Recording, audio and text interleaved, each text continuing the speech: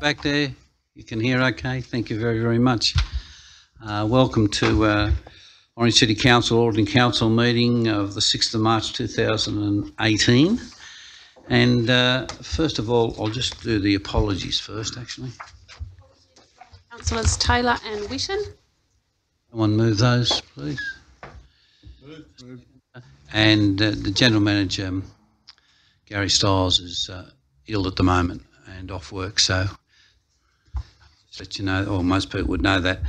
Look, I'd like to start off tonight, if I may, just in the sense we had our last council meeting, we lost, unfortunately, another two great citizens of Orange. One, of course, was Trevor Jager, who was a councillor and also a former deputy mayor, and from a family that's contributed very, very greatly to the community of Orange, going right back to his father, who was a mayor. And Trevor served on the council for such a long time. And of course, Tom Hetherington. And Tom, most people would know, if you know anything about trains or rail, it's always associated with Tom Hetherington.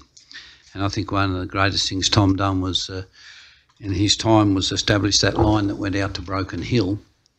And I was at his funeral just recently. I didn't realise he had served in something like 135 towns across regional New South Wales at various times. And I thought I might just share one moment with you at the end, and it's so true. He was a great railway man and a great boss. And he enjoyed meeting up with people. He got around and having a drink. And the last part of the service, they said that it'd be great now. He's seen his wife, and the first thing she'll say when she opens the door, "Where in the bloody hell have you been?" And I thought it was a great way to take a bit of levity off her. So, ladies and gentlemen, if we could have a minute's silence for Trevor Jager and Mr. Tom Hetherington.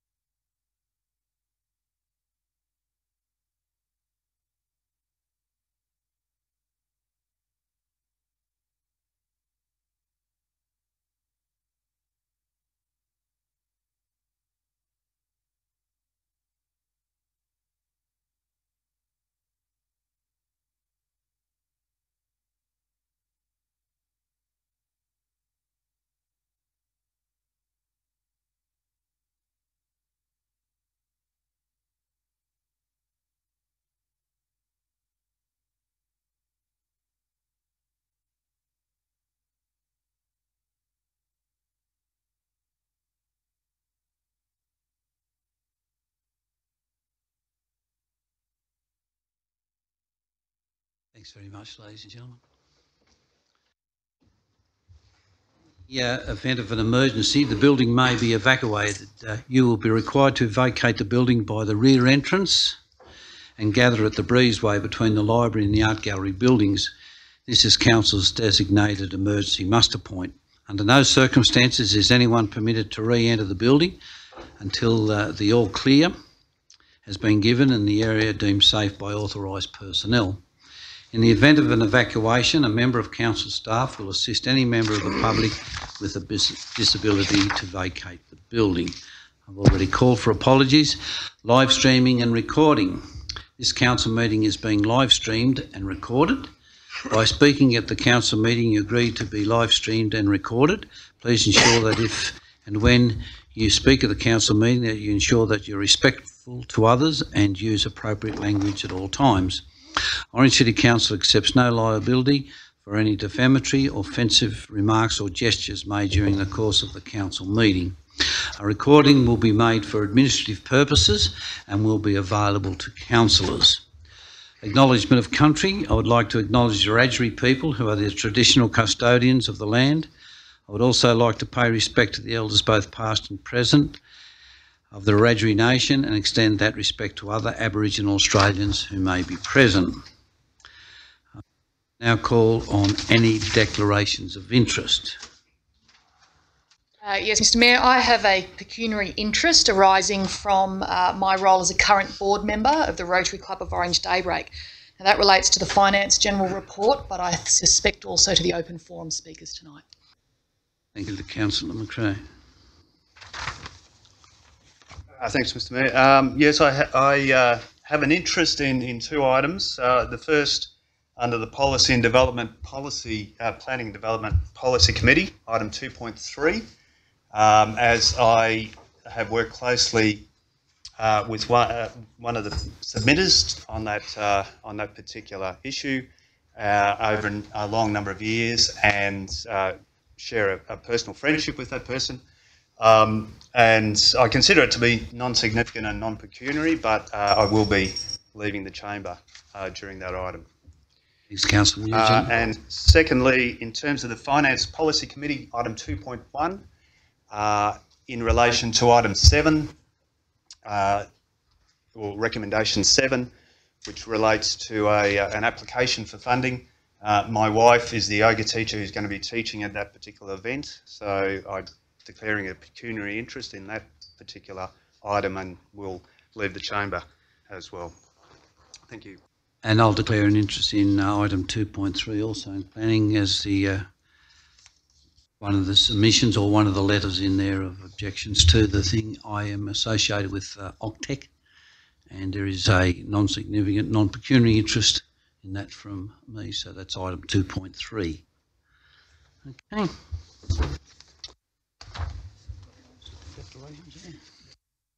Now tonight we have three speakers for the forum, but just before we have that forum, I'll call on Samantha, who would like to just say a few words. Thanks, Samantha.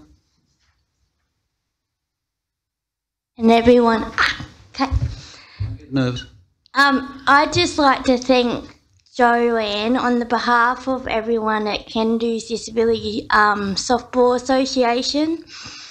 Saturday she came out and she had a game. She asked me afterwards, what does it mean to me for me to come out to softball and to have a great team? For me, it's the fact that I can do something without anyone telling me I can't do it. We've had things in the local paper, we've had things on TV, and this was not as exciting as Jo coming out to see us all. She had photos and everything, and it was just a delight. And I thank her from the bottom of my heart to say thank you. Thank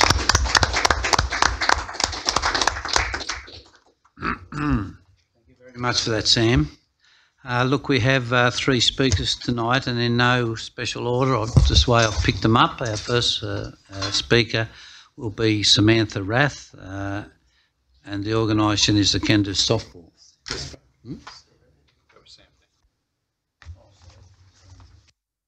Sorry, Sam. You're going to speak at the next meeting when there's a full house, I believe. Good on you. Greg Kings, 21 Minville Court, Harrington, New South Wales, and it's the organisation is Mustang Rocks Proprietary Limited. Thanks, Greg.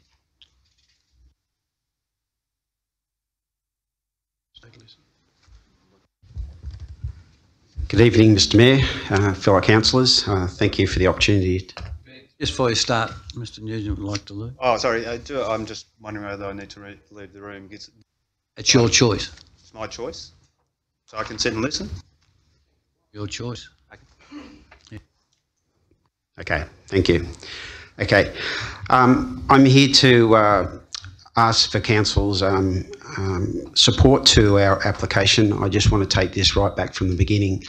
We started the consultation process with council on this particular development in December of 2016, extending right through to the current day. In reference to the report that's been presented to you tonight, there are some things that have come up in this report that are in a sense that a little bit contradictory, or not contradictory, but different to what we've actually been given a consultation process.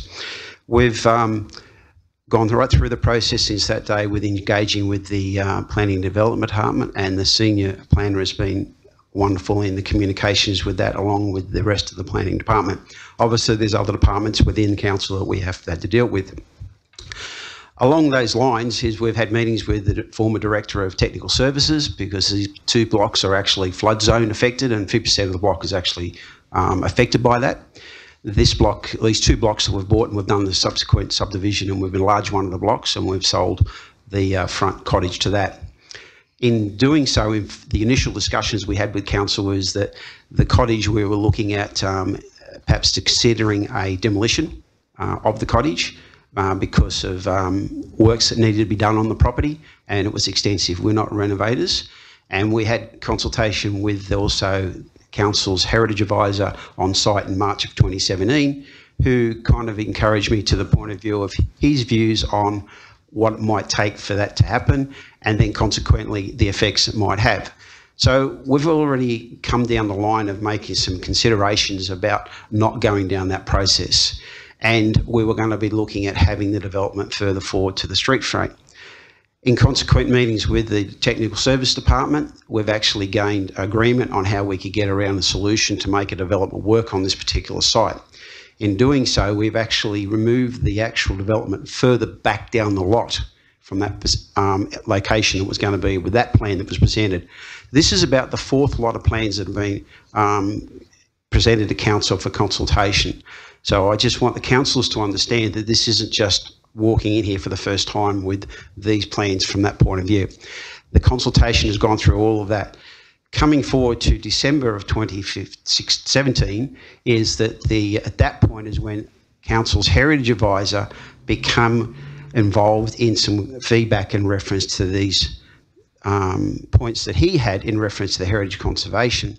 And this is in a heritage conservation area. We respect that, and I understand that the council officers have to take on board the respect of the advisor that is actually giving them advice, but with the greatest respect, that is a view of one person. There is a bigger picture to this whole project in the sense of where we're going and what we're doing. And consequently is when we unsold the property, we had some conditions in that when we sold that property that have actually been in breach of contract, which has nothing to do with council. But 2 of the objections of the 4 of them are from those particular purchases, which is in breach of contract. So some of the influences of parts of the report are being influenced by what's in that report from those objections. So moving forward is that the heritage advisor has actually given us advice on when we were looking at it in March and we decided not to go down the demolition and rethink our approach with the development. We looked at it and said, right, what can we do? So he said, well, we don't want you to rebuild and we want you to look at a modern looking facility. Well, we've delivered on that, and now we've come to his feedback coming in December.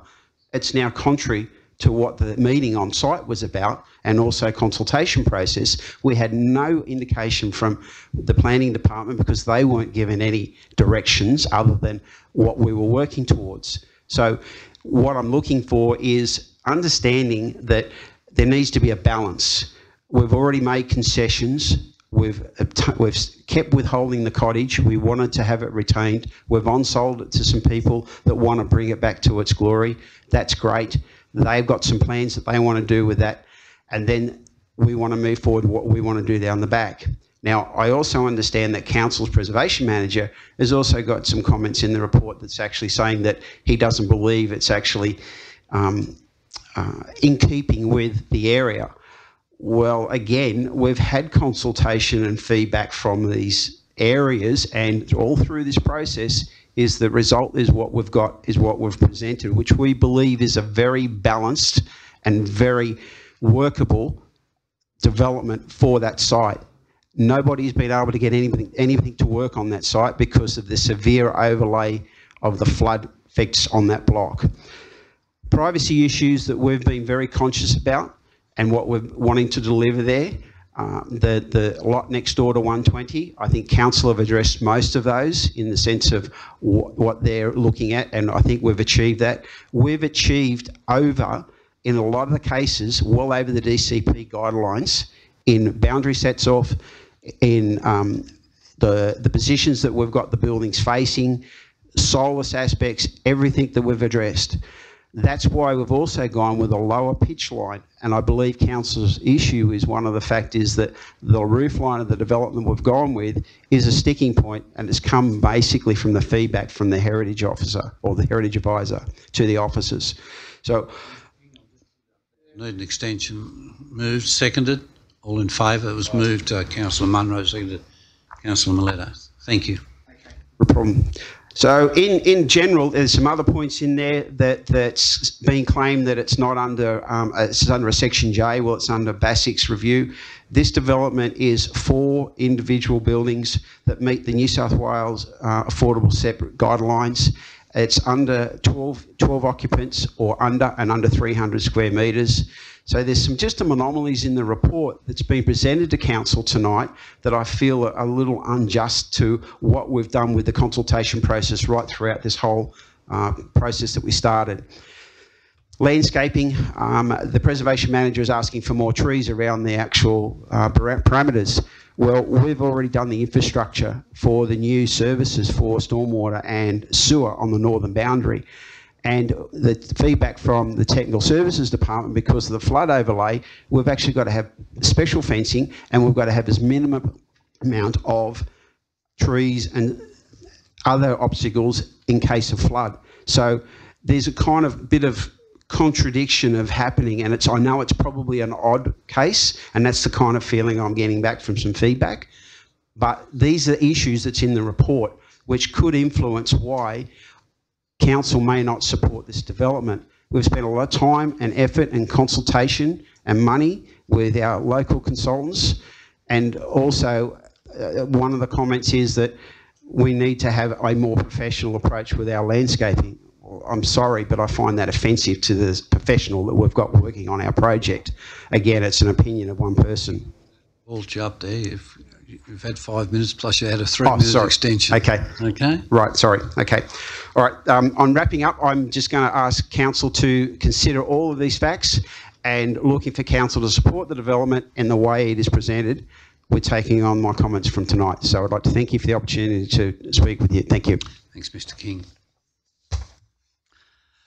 Murray Patterson, and Murray is speaking on behalf of the Rotary Club of Orange Daybreak. Councillor Joanna McRae is leaving the room. She's declared an interest. Thank you, Councillor McRae. See you later.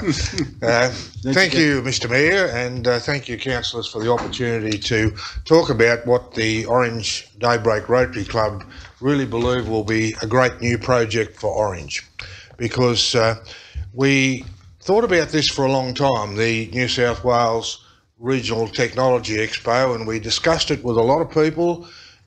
Consultation has occurred at all levels of government. First of all with Andrew Gee through the Australian government, and we've had strong support from Oz Industries to run this. Secondly, with the New South Wales government, who've put us in touch with a whole range of providers through the state government, through from Destinations New South Wales, who really believe this is an opportunity to attract people to Orange, particularly at the time of the year when it's envisaged holding it. In the last weekend of June, it's probably not the most popular time when people normally visit Orange, but so there's plenty of accommodation that should be available then, which may not be available when things like Food Week and the Wine Festival are on. So we looked at that, the last weekend of June also being an ideal opportunity for any retailers who might be willing to look at end of year specials. But most particularly what we were looking at here is to look at technology which currently exists and that which will exist in the future, and how it might best benefit the people in Orange. And we've trapped around a fair bit now. We've been to Bathurst, we've been to Parkes, we've been to Dubbo, we've seen what other people are doing, and there are great things happening in each of those places, and we believe we can equally do it, and we can do it even better in Orange. So this is an opportunity to look at what we can do in that regard. Now, the support we've had from the state government has been fabulous through a number of agencies, and we've got strong financial support from them. And we've also got private providers on board, and just this afternoon Telstra came on board, which is an essential component of it. We've got the NBN coming, so that should bring a crowd just in its own regard. So we think here that this can be something which, if it goes well, and we feel confident that it will attract people to Orange. It's not just Orange we're talking about. If you look at the logo, which has been designed by Amanda Cox, it's an integrated logo of all the people in the central western New South Wales. So we're looking at drawing from a population of 300,000. We've run these events in the past, but my word, this is probably the biggest undertaking we've ever gone for. We didn't realise when we started, I think, just what we're doing. So we've spoken to the Mayor and received strong support there. Councillor Whitten was a very early supporter of this and probably one of the people who headed us off in that direction and said, look, this is something we really need to do. So when you look at the agenda for the conference or the expo, it's split up into a number of sections. It's not just about business and home, and we really want to run that in the function centre, and it's essential that we do. So our prime need for council support is to ensure that we can use the function centre for that event. There's also the education angle of it. It's really important that we involve our local Orange students in what's available, and we've got some wonderful things happening in the education area, live streaming from the Missouri in Pearl Harbor. That's just one of the examples. With the agriculture section out at the Orange Agriculture Institute, we've got drones, we've got robots, we've got all sorts of things planned. So it really will bring the best of what's available here and also what's the best available in Sydney. So it's a case of merging the two to embrace today and explore tomorrow, which is the theme of the expo. So as far as council's concerned, we really look forward to your support. We really feel from the financial grant what we best could use that for, or one of the parts of it, would be to launch the program right here in the council chambers on the 21st of March. And we feel by doing that, it will show that council's right behind it. So with council support, along with the state government and federal government, the Chamber of Commerce are right behind it, the Business Chamber of New South Wales through Vicky Seckham are right behind it. Business headquarters through Bruce Buchanan are supporting it. So we would really look forward to council support. So hopefully, gentlemen, I exclude the lady who's left the room, that when this comes to the vote later on this evening, you'll see that something in the middle of the year could be greatly beneficial to Orange, will attract people to come here and will be of great benefit to all the people of Orange and the district. So thank you, Mr Mayor, and we look forward to your support. Thanks, Mr Patterson. Our third speaker is Mr Sam Pizzini. Topic for discussion is the roadworks at Gowenna Hill.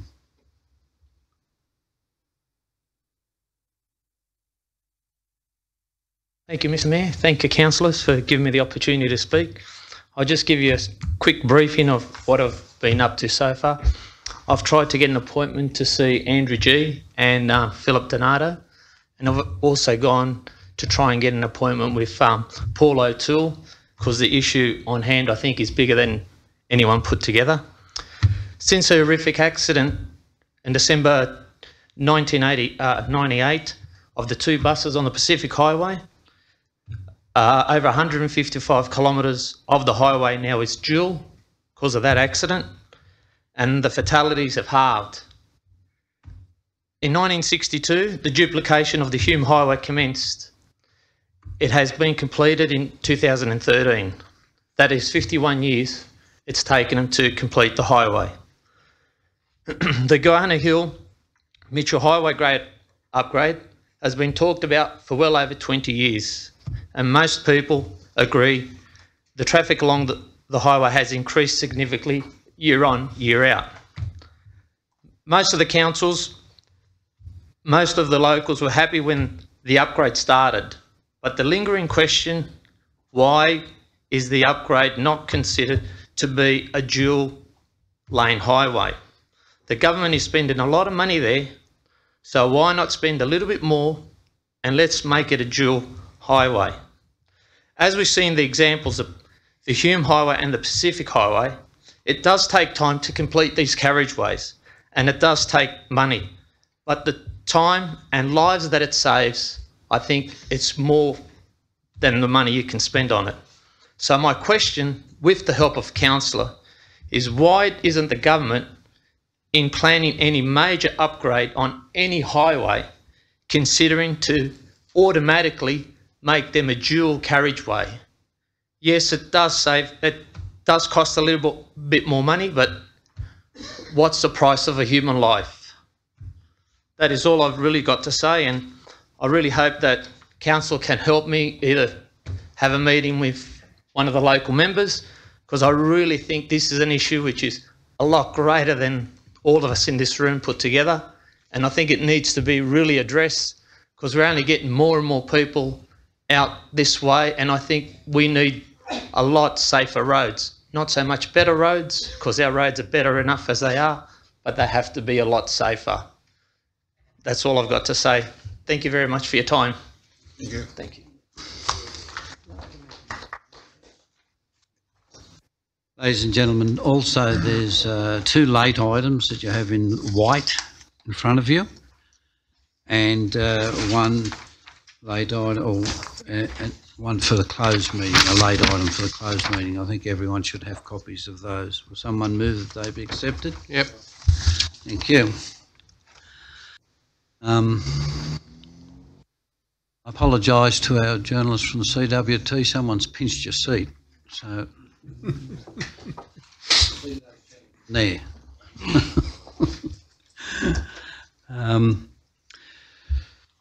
First of all, we have 3.1 is confirmation of the minutes of the ordinary meeting of Orange City Council held on the 20th of February. Move Councillor Nugent, second Councillor McRae. All in favour? Aye. Against. Council meeting adjourns now for the conduct of the policy committees. First of all, we have Planning and Development Committee Chairperson Councillor Turner.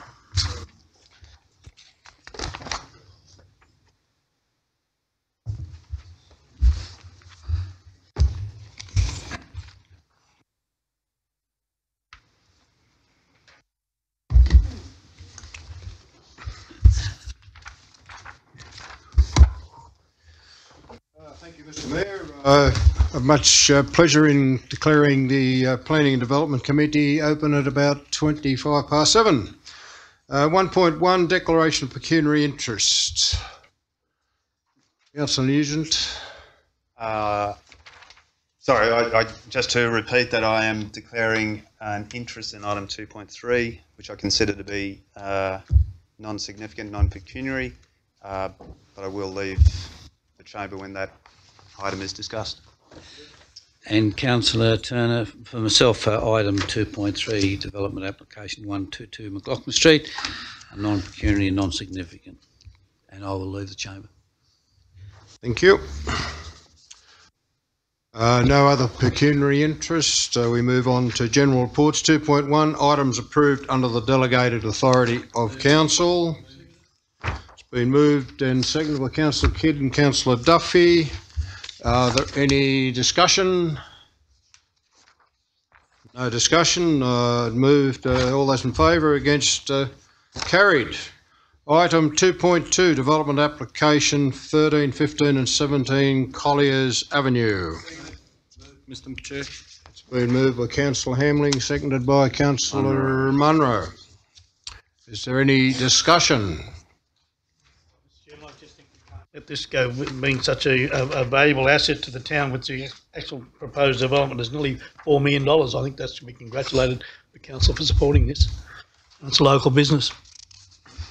As noted in the report, Lovics have been here for many, many years. They've outgrown the present building down in Mart Street, and it will be good to see them continuing in a positive way and employing more and more people.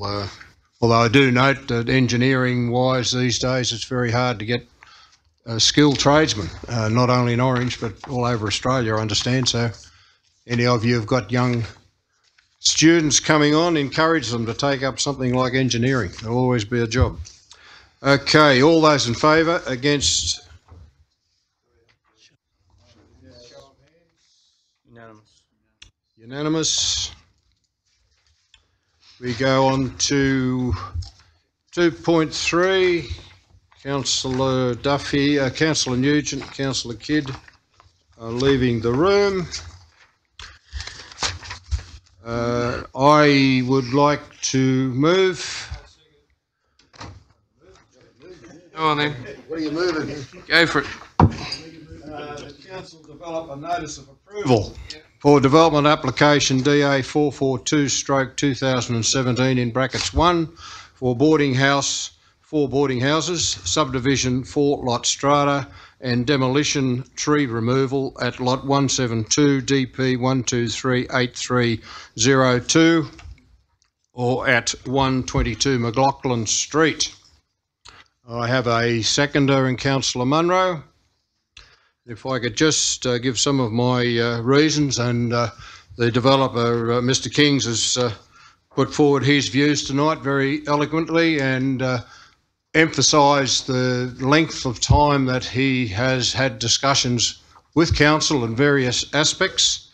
And as he pointed out, the house that was there was virtually uninhabitable. It was ready to fall down, but he has saved it, subdivided it off. And what do you do with the rest of the block? A large block that drops down rather steeply into a flood area of the East Orange Channel. Maybe someone, normally if the block was flat, you would put home units on it, I presume. But how would you raise those home units up above the flood level or perceived flood level? As Mr. Kings pointed out, previously the first application he put in was for the boarding houses to be to the rear of, further to the front of the block, with car parking at the back, and that was pointed out that it was undesirable because the car park would be down in the flood zone, and he then resubmitted plans which moved the development further to the rear, in other words, further away from the main street, McLaughlin Street. And so I believe that he has compromised and changed his plans as much as he can, and he's got to the stage now where he's submitted what he believes to be a very desirable or a compromise to some of the council staff comments in the past. He has covered as far as the shadowing is concerned, and I've been onto the block, as a number of councillors have. The current trees that are there are shadowing the backyard of the house next door, I believe, as much as the building will, if it's allowed to go ahead. So you've got other concerns, but most of those other concerns we as a council go through from time to time when we get other infill applications, such as the noise, the undesirable people that may rent the units, or late night parties, and loss of trees, loss of privacy. But 99.9% of those, as far as I'm concerned, once the development goes ahead, those fears are allayed. They just don't happen to a great extent, or as far as I know, we've had no complaints about infill developments after they have been completed. The concerns are there because of the unknown factor. As far as the heritage area, yes, that side of McLaughlin Street is in a heritage area, but McLaughlin Street at that point is so fragmented. If you look at the block, the main view that they have from the front of the block is John Davis Motors. Very fine establishment, not complaining about the fact that it is there, but it is on the highway and there's 200 or 300 cars there for you to look out onto. Council Heritage Advisor is asking for more sympathetic, a gable roof line rather than the skillion. As Mr. King points out, if he's finally requested or demanded that he puts in a gable, it will actually lift the building up to 1.3 metres. And one of the complaints already is that the building is too high. So I don't think that is going to solve the problem. I really can't see in that particular area why 4 very high quality buildings with low cost accommodation, which the state government has been pushing for a number of years for developers to provide, I can't see how that is going to damage the heritage area in any way in this part of McLaughlin Street. If this development was going ahead in Spring Street or Nile Street or Autumn Street, in the heart of the heritage area, yes, I wouldn't be supporting it as much as I am here tonight. But it is not in Spring Street. It is in McLaughlin Street, which is one of the main north-south arteries of Orange, with very high traffic flows, fragmented buildings with commercial buildings further down, nursery, the electricity commission depot, right through. Poor old McLaughlin Street is not what it used to be. And as I said, whilst I acknowledge it is on the edge of the heritage area, I do not believe that this development, if allowed to go ahead as the developer has planned, will affect the heritage area whatsoever. Any other speakers? Sorry, mate. Look, Mr. Chair, I think this is a good development. Sat in behind the old house there, it hides itself a little as well. I do think we have to be seen and work hard to create good developments in Orange. We need to protect our heritage, number one, but we also have to be open for business and to encourage and in every way possible people to come to Orange, as this gentleman has, and invest here as somebody that's actually building things in our town. I think we need to encourage that as much as we can. I do think this is a sensible development in this area, and I'll agree with an approval. Councillor Mileta. Thank you, Councillor Turner. I'm not against the development in principle. What I am against is the fact that there is some conversation regarding the pitch of the roof. You have indicated that this development is going to take place in a fragmented area. I would disagree that it's a fragmented area between Bathurst Road and Byng Street. My understanding of the eastern side of that street is predominantly historical buildings. One of the thing which Orange is very proud of is the historical areas which are already located in certain areas. It's a beautiful street between Byng Street and Bathurst Road. Yes, there is development which occurs down further towards the electrical works, but this building isn't being developed down there. We talk about, or you spoke about the pitch of the roof and how it's set back. It is set back from McLaughlin Street, but it is also visible from Autumn Street, from those buildings which back onto it.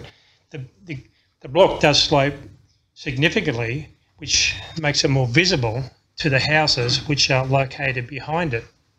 So in my opinion, and it is my opinion, that the roof pitch isn't in keeping with the area and the heritage aesthetics of the houses around it.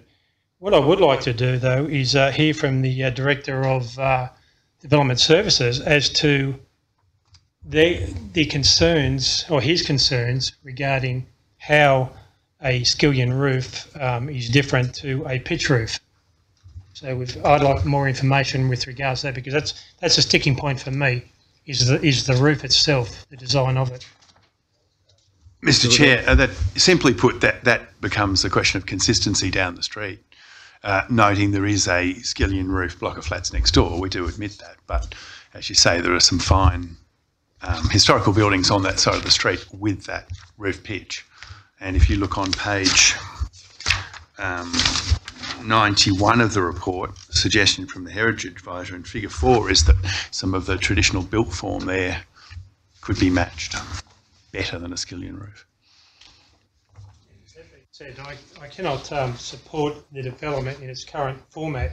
I would be prepared to consider or move a motion that it be deferred where further consultation occurs between the developer and council with regards to changing the skillion roof to a pitch roof. Councillor Duffy. Yeah, thank you, Mr. Chairman.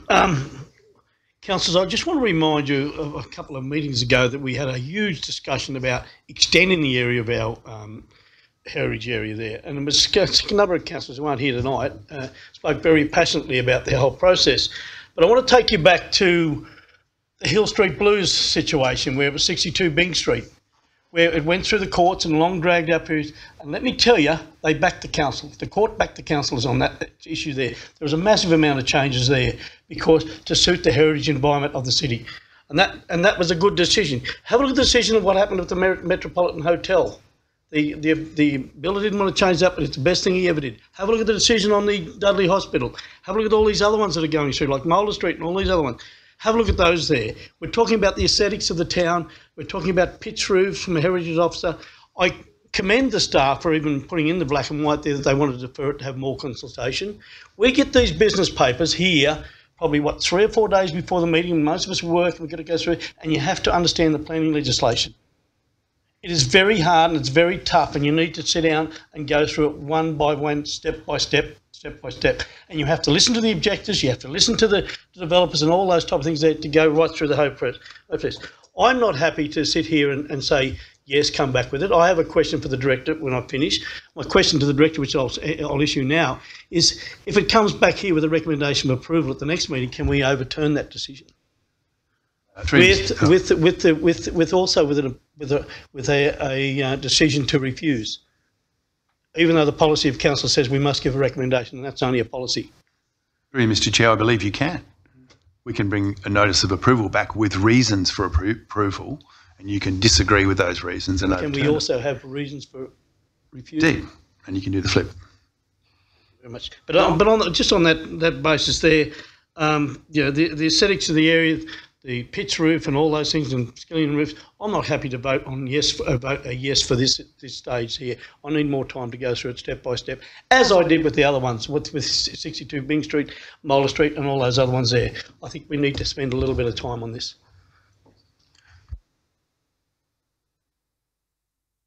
Councillor McRae.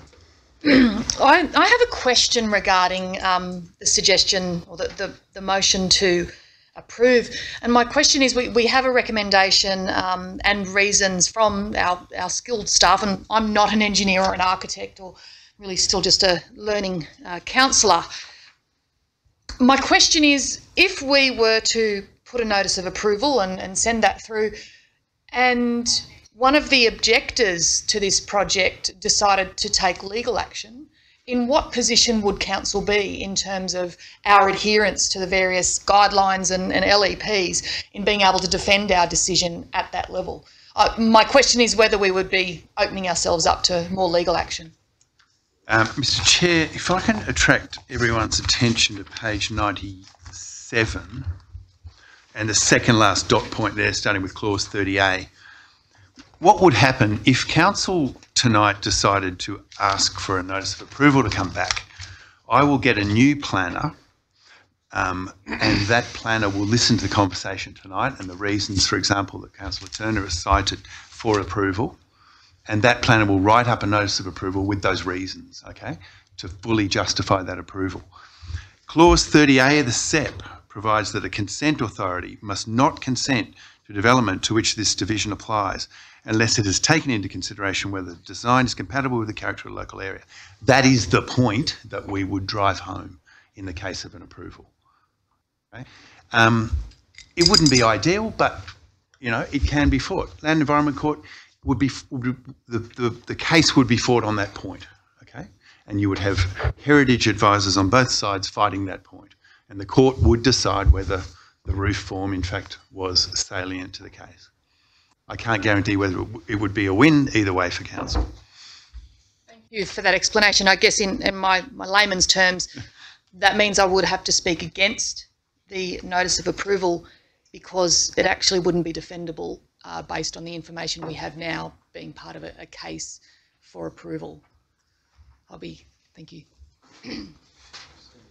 Have any other speakers? Just a point of clarification, Mr. Chairman. Just as I can foreshadow that the motion written be if your motion is... Well, we already have a foreshadowed motion over Councillor Miletto. That's right. I'm happy to second it. So if there are no other speakers, I will put the motions. Everyone clear what the motion is, which the by the next meeting we have a development. Notice of approval.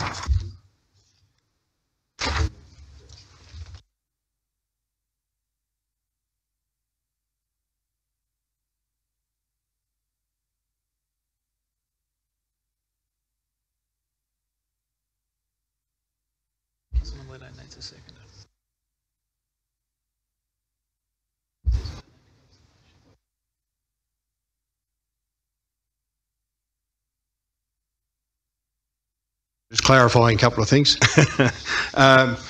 The motion that we have on page 83, it becomes an amended motion. So are you happy with that, Councillor Mileto, or you still want to have a foreshadowed? Could you read what the motion would be? As written on page 83, the original recommendation, which has that it be deferred and the developer be requested to redesign the development, etc., etc. Correct. Yes, I'm happy with that amendment. Okay. Yes, Councillor Munro. So, okay, if we hold this development up again, prolong the process, and we say to every developer that comes to town, we'll go through the process, we work with the staff, they do all the things that they have to do. Then we go back and say, can't spend another 40 grand, mate, because it's not quite what a councillor wants. I understand that this is a development which is at the back of a, if you want to call it such, a heritage house, old home, which it is an old home, but it's a place where it's not significant, and as you said, it is fractured. There's many different types of development. There is a skillion next to it. We have to weigh up what we want to portray ourselves as a council. Are we a working council that wants to go forward and get development happening in this town and investment here? Or do we want to, this is a question, or do we, geez, a long one. or do we want to be a council that puts barriers up and more hurdles and more hurdles and more money and more money? I'd just like council to understand from somebody that's gone through these sorts of things how hard it is and what it does to your holding costs when it goes on and on and on. So I'd like you to make a deliberation between yourselves on what we want this council to be seen as in the next 3 years. Are we doers, or are we going to put barriers up? Thank you. Do I have a right of response? I'd like to speak for the amendment, seeing the decision was made to that it be an amendment, not a shadowed motion. I just want to reiterate and just copy a little bit of what Councillor Munro said there. One of the beauty things that I spoke about was the fact is that the staff, our relevant staff here, have made this recommendation, which is the amendment, have had the benefit of sitting through a number of court cases just recently, which dealt with these exact things that we're here, and they're asking for time to sit back and come through there. That is the important thing as far as I'm concerned. I mean, irrespective if it gets a Guernsey in a fortnight's time or a month's time, whatever the case may be, so be it, it'll get a Guernsey, but if it meets the requirements of what the staff are going through as far as the heritage assessment is concerned. But I think that's very important that we give the staff and that knowledge, and I commend them for making that decision and not rushing in and making a decision on that. Thank you. No other speakers. Councillor Mileto, do you want to reply? Yeah, I'm just in response to what Councillor Munro has said. He's right. You know, Orange do want to be seen as go-getters and attracting business, infrastructure, whatever. But I think he misses a point in some ways that we're not trying to deny somebody an opportunity to build something. What we're doing is showing due diligence in the process, in the expectations of council, that when we consider a DA that we do it properly, not only for the developer, but for everybody involved.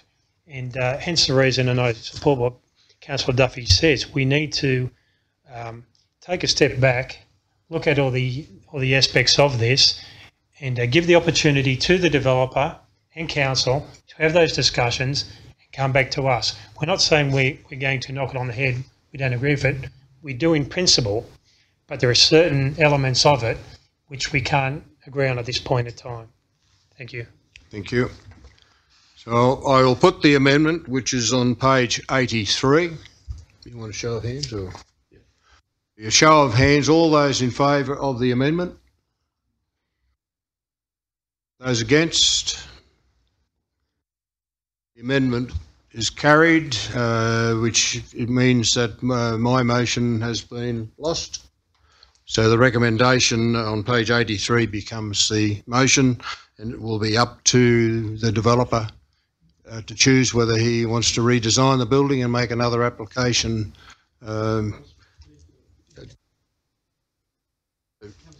It becomes the motion. Okay, so I put the motion. All those in favour? Show of hands again. Against? 3 against. The motion is carried. Items 2.4, development application 3 Redmond Place. As we're aware, the old Careflight helicopter base. The recommendation on page 144. Been moved by Councillor McRae, seconded by Councillor Romano.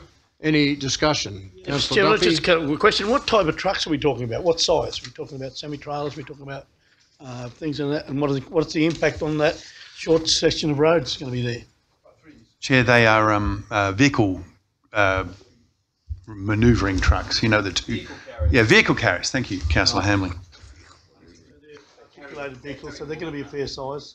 They're going to have a fair bit of weight. Now, will that any damage on the vehicle? I just find it quite strange that we're the owner, we're the applicant, and we're the approver. It just doesn't add up, as far as I'm concerned. It doesn't make sense, does it, these days? There was an oversight. But it's something you probably would send up to another councillor to do. But anyway, I'm just more concerned about the impact of the roads, because you see when these heavy vehicles come on these by roads, they're only going to do one turn and it's ripped up. And Woodward Street was a fine example of that. Mr. Chair, my understanding, the frequency of the vehicles would not cause significant road damage. I'll move the motion. All those in favour? Unanimous. Against? Carried. 2.5, development application 58 to 64 Summer Street, which is the old Kalula. Speakers, Councillor Nugent. Look, it's more a question than speaking for or against. But in terms of the parking on site, I note that there's adequate number of parking spots according to the formula. But in terms of any signage, there's no signage there sort of showing that there's parking available, off-street parking available behind the building. And also, as far as I can tell, there's no provision for parking for people with disabilities. So on site, maybe there is. Maybe I've missed it, but I'm just wondering whether there are two issues that could be either incorporated or taken up with the applicant or incorporated into the conditions of approval. So it's through you, Mr. Chair.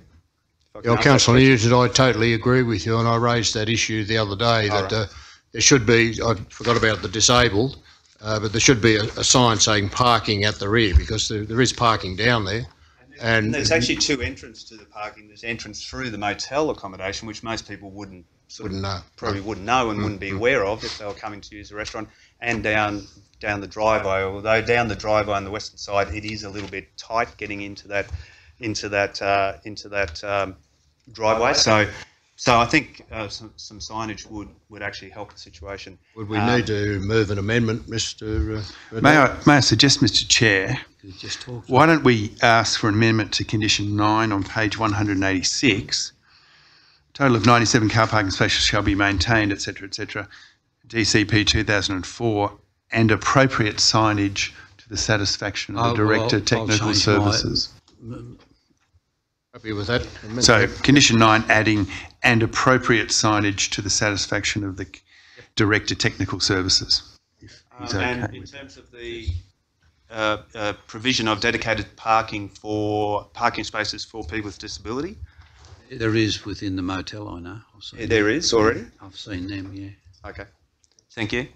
Everyone happy with that second the slight amendment? Chairman, I'm quite happy to support the recommendation. I just want to know, for a comment from the Director, is it in line, the signage in line with the proposed changes which you speak about in 2.7? The signage we're just talking about then, absolutely. I think with the Director of Technical Services, we're talking about standard street marking, small scale stuff, not the big stuff. Councillor McRae. Thank you, Mr Chair. My question relates to the enforcement of the changing of the signage as required. I guess my question is, as we have seen some recent development applications regarding signage and perhaps they haven't yet been acted on. And my question is, at what period of time or under what conditions do we actually expect the signage to be updated if indeed it is approved? Well, I think you'll see in the consent that they need to do the signage quite quickly in order to be valid. Remembering we flag in this report, they will be getting a stern warning letter. I would expect that they will do it quickly, and we will check that they do it quickly, noting, however, that there are others who don't. If I may, on the subject of illegal development, we are bringing a lawyer to councillors in the next 2 or 3 weeks to brief you on your options under the Act for illegal development and penalties. That may give you the chance to do a little bit more process around penalties. Councillor Miletto. Yeah, I'd just like to speak in support of the development, and I say this for a reason. Yeah. The developer has worked closely with council when the issue was brought to a head, and they've been able to work well with council, but more so the fact that the venue itself adds to Orange, which already has a reputation for fine food. That building is a historical looking building, and certainly it's appealing to tourists, and it's obviously very popular at the moment with patrons and that, and I think it can only value add to Orange's excellent reputation as a food city. So I support the recommendation. I just want to follow up on what the Director just said there a minute ago. We're going to get a barrister or solicitor come and address us about illegal developments and things like that. That will be, I assume, open to the public, because most of the debates we've had in the chamber here as about illegal developments has been in the public, and the public I think really would like to know what the situation is and those sort of things as well. I don't have any problem with that at all. I think it'll be in line with council's current workshop practices, yes, I guess. Yeah. Thank you.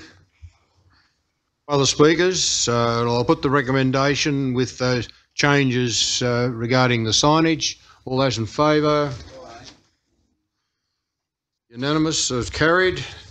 Item 2.6, Tarrawell Crescent and Margaret Road, with the recommendation on page 205. Would someone like to move? Happy to move it, Mr Chairman. Moved by Councillor Duffy, seconded by Councillor Prevatira. I just got a question on it regards to the access. Like you look at it there and you look as though you've got access from the NDR. Is that correct or incorrect? To look at the map that we're given here. On page 204. You're looking at the wrong one. All right, I'd refer you actually to page 237. So there's no access to the NDR? No, there isn't. Sorry, Mr. Yep. Chair, no, there is not. You go. We have it. The DA has a new access. Councillor Nugent. Firstly, I'd just like to commend the developer on responding to the concerns of the Land and Housing Corporation in terms of having a second access into the area, and so there's the possibility for flow through of traffic and coming from 2 different directions. I think that's a very good result. I'd also like to speak briefly about trees and to ask a question about the loss of some of the native vegetation on the site. Obviously, well, inevitably, it seems with any development, the trees that are on the site are lost. There's a couple of spectacular examples of eucalypt on that site, and the one on the boundary of lot 14, lot 13, is a magnificent tree. It provides shade. It's a seed bank. It provides a habitat for a lot of animals, and I think we tend to undervalue the value of those existing trees. I just once loved to see a development where some of those magnificent trees were able to be maintained, but maybe that's just a dream. But anyway, getting to my question, there is provision for some offset planting on lot 17, I note. And my first question relates to lot 17, and there's a red dot on lot 17 on page 241, which means that it's subject to possible future dual occupancy. Does that suggest that lot on which the offset planting is going to be done could be subdivided or could be developed into a dual occupancy at some stage in the future? So that's... Indeed it does, Mr Chair. Indeed it does. That. But I don't think that takes away from the protections that we would then have under that DA for that tree in that lot. For those trees, yeah. For those 20 trees that are going to be planted in place, okay. The other question is just how long those trees will be looked after by the developer. You know, it's great to plant offset planting of 20 small trees or saplings in that area, but how many of those survive? It's going to take a lot of years before they develop to anything like the trees that are going to be cut down to make way for this development. And really they need that care and attention for at least 12 months, which I think is the recommendation by the Manager City presentation. But in the consent, in the conditions of consent, it talks about until a subdivision certificate is issued. So I guess my question is how long will that be before a subdivision certificate is issued, and does that mean that once that's done, the trees pretty much are left to their own devices, or who takes over the maintenance of those trees after that passes? Replacement trees are going into public open space, so council's open space team will take over that care. Okay. And they do a great job, as you know, so we would hope to have some success. So is that lot 17, is that public open space then? On page 230, on the western, shall be planted in the public open space on the western side of lot 17, brackets generally within lot 48, known to council as Plowman Park. Okay, so it is ours, and it will become ours. These trees will become ours. Sorry, and that is lot 17. Okay. So, but it also has a red dot on it saying possible future dual occupancy. Yeah. Now, on the western side of lot 17 becomes Plowman's Park. Oh, right. Okay. And does that incorporate that area with the significant understory, that very valuable understory? That includes that? Yeah. Okay. Thank you. Thank you, Councillor. Any other comments? My only comment is I think it's a fantastic development. It'll help break down some of the barriers that exist over in that particular area, and it might help to link the residential area to the east of this planned subdivision. And so I think, we're just hopefully looking very positive outcome in the near future. No other comments. I'll put the motion. All those in favour? Sorry, Mr. Comment. Councillor. Has any consideration been given change the name from Margaret Road to something else to save confusion with Margaret Street for emergency services? Yeah. Mr. Chair, I think we're referring that to Traffic Committee or the appropriate committee. It was taken on notice from your last comment. Street. I would imagine that we'd seek public comment as to those that are in favour, what name we may change it to, etc., and a report will come back to council. Tiro Avenue. The issue is, it's usually the service organisations such as the SES, ambulance, and all those organisations that complain about similar street names, like as in, I remember another one, Hunter Street and Hunter Corvus Park, all those type of things there. Confusion occurs with those when they're going out to pick up someone that's seriously ill and all those type of things there. So I don't think the traffic committee is the only place we should actually be going down that pathway with. And the geographical name. My understanding, the traffic committee would seek comment from all those authorities. Yep. That's what he just said. Okay, all those in favour? Against, carried. The 2.7 recent changes to the Environmental Planning and Assessment Act and other matters. You're earning your keep tonight, Mr Waddell. Would you like to comment? Mr Chair, I just thought I'd do an information memorandum for councillors because there's some significant changes came in on March the 1st to the Environment Protection Act, and these will impact certainly you councillors within this term. We will be looking later in the year and into next year at some serious community consultation, strategic planning, taking the CSP work further and developing a strategy on what Orange wants to be, and that will then trickle down to a new LEP, new DCPs under that, and a pretty much a whole renewal of the planning system that we'll operate under. The state will run that. We'll get resources to help with it, but you know, it'll be a significant resource effort from us. I think it's pretty timely too. We've got an LEP that we're about to do a housekeeping LEP amendment on to fix a lot of stuff up. We've got a development control plan that is sitting in draft on my desk, which will just have to wait a little bit longer, but it's a really good timely renewal. Further to that, there are the biodiversity reform legislation, the Mayor would probably know this far better than me, has come in, and a lot of people are trying to decipher really what it means to you know, down to the DA level within urban areas.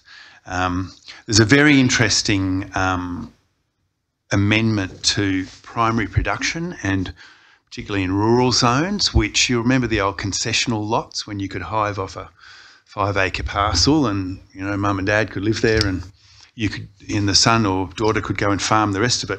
There's a proposal to amend the SEP so you can actually do a boundary adjustment and effectively give rural land to a farming neighbour whilst keeping your smaller block, which is interesting. It's got some opposition, but it'll be interesting to see how that goes. Solar doesn't impact us so much. Short-term holiday letting's an interesting one. Orange has got more than 120 Airbnb stays type operations, and we've been waiting for the New South Wales government to give some direction. If we could have DAs for all of them, we could really go to town and create some serious paperwork. We're waiting for the state. They've released an options paper, and hopefully later this year they'll give direction. The direction they're hinting at is that an Airbnb and a stays will be permissible, but a council's role will not be to ask for a DA for every bedroom that is occupied, but to give guidance on, in their LGA, how many sleeps a year, effectively, an Airbnb should be allowed to have. So in a heritage zone, you might say, well, we think it's only appropriate to have 20, whereas in another area, you might say, no, that's fine, have 365. So that is also ahead of you. There's one the state government is grappling with, is the Regional Urban Design Guide, the state government architect's working on. I fail to see really how design is that much different in the regions, but we'll see. And there is a long-awaited amendment on advertising signage, which will give us a lot more power for things like trailers parked in highways and main roads. So we'll start acting on that.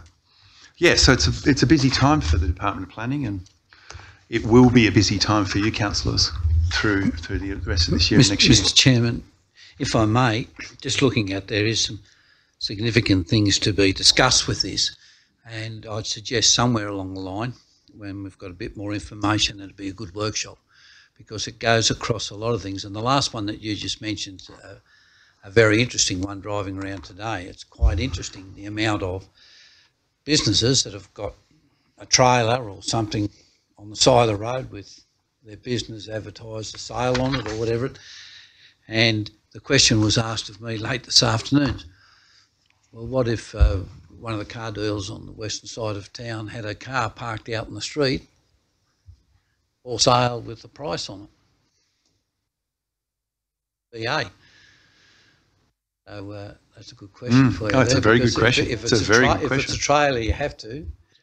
And it was actually in the CWD today. You can't have a trailer, either a trailer or a big trailer or anything out there. So does that include a car or whatever it may be? And it reads anything that's for sale or you're advertising on, you have to have a. Quite significant with that we have a workshop as soon as we possibly can. Mr. Mayor, sorry. Councillor Romano. Mr. Chair, I totally agree with the signage issue on vehicles, because you'll find that most tradesmen have sign writing on their vehicles, so that it should be raised as to a clarification. Is it the item that's advertised on its own for sale need a DA, or does everyone who has a sign on their vehicle can't park and do a job because you're breaking the law if you're parked on a council street? I think initially interpreting to do with, there's a couple of trailers around Orange where, they are parked there. There is no car attached. You know why they're parked there. They're the ones we're targeting. Councillor Nugent. Thank you, Mr. Chair. Well, firstly, thank you to the Director, Mr. Waddell, for this summary. There's a lot of information there. There's a lot of changes, and I think I did have a question about, well, what do these changes mean for us here locally? But I think you've already answered that in saying that that's still probably to be determined, or we'll know more about that over time. I do agree with Councillor Kidd in terms of the having a workshop on some of these issues and nutting them out in a bit more detail. I note the biodiversity reforms and regulation of clearings, native vegetation is particularly controversial, and there are some modelling which indicates that there'll be a spike in land clearing as a result of this legislation. I'm not sure what the implications are for somewhere like Orange City Council, where perhaps we don't have the same issues as in a more rural area, but I certainly would like to get into the detail of some of this in a bit more. So I support the idea of a workshop. Thank you. Councillor Miletto. I just got a comment with regards to the signage on vehicles. And I think one of the things which concern me is when we talk about whether it's trucks or cars, I think what we need to consider is the intent of where the vehicle's parked. I mean, do we start penalising people who want to park their own vehicle outside the front of their own residence and it's got a for sale sign? What steps would the council take to ensure that the vehicle isn't parked illegally? And Mr. Chair, I can tell you what we currently do. We don't hand out fines for that, but we put a warning letter under my name on the windscreen. So if we see cars, say, on Molong Road and the distributor with for sale on a Sunday, the rangers will put a sign on it and we'll ring them up. A bit like a lost dog, really. We'll ring them up and warn them, and they usually remove them. Unlike Bathurst, which has got a sort of an open policy.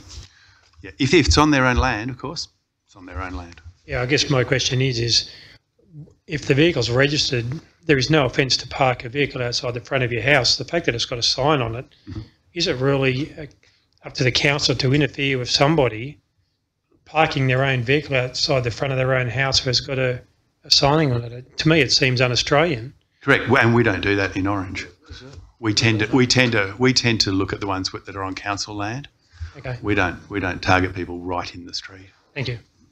Councillor Hamlin. Mr. Chair, I think I brought this issue up a couple of years ago in council about the distributor road becoming a car lot, and I'm glad that we do have some sort of policy where you get a warning, because as the director said, you go to Bathurst and you drive in there on the left-hand side, it is like a car lot, and I don't want to see the entrances to Orange being like that. So I'm glad we're going to have something officially come out, and I probably agree with Councillor Miletto.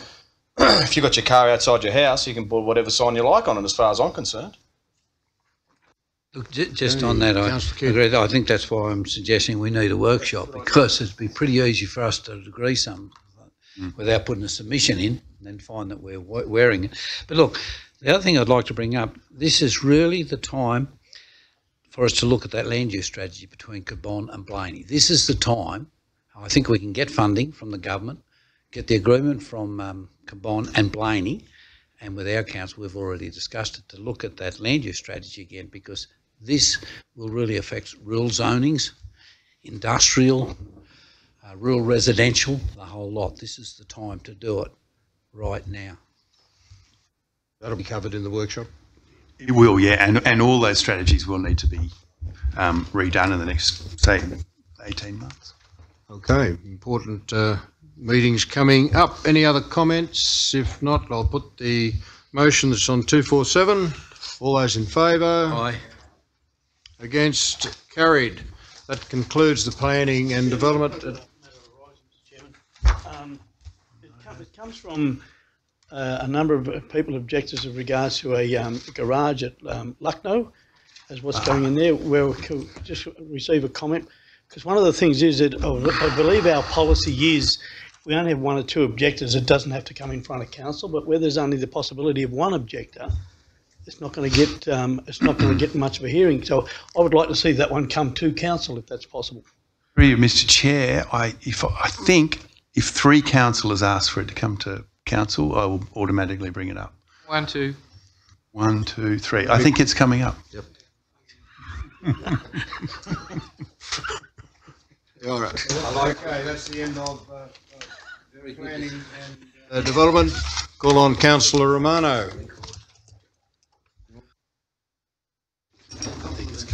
So that's the quickest planning decision that we've ever had. Thanks, Mr. Chair. Thank you, Councillor Turner.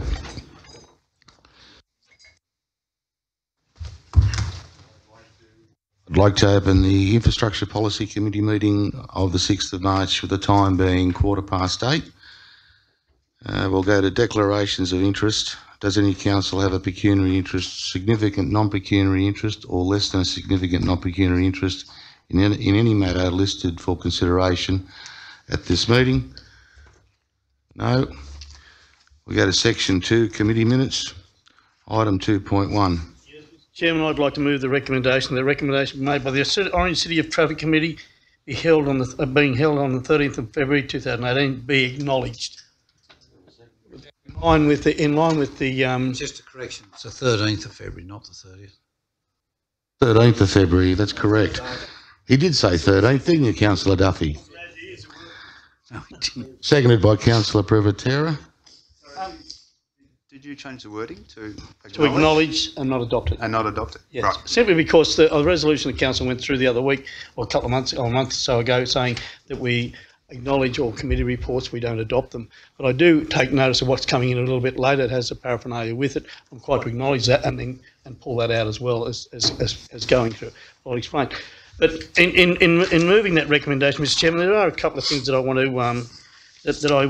address. I'm not happy with the decision of the Traffic Committee to look at writing to State Rail about closing off the access there into the railway precinct there with the parking there. I think if we want to do something should come back to us with some information with regard to why that should happen.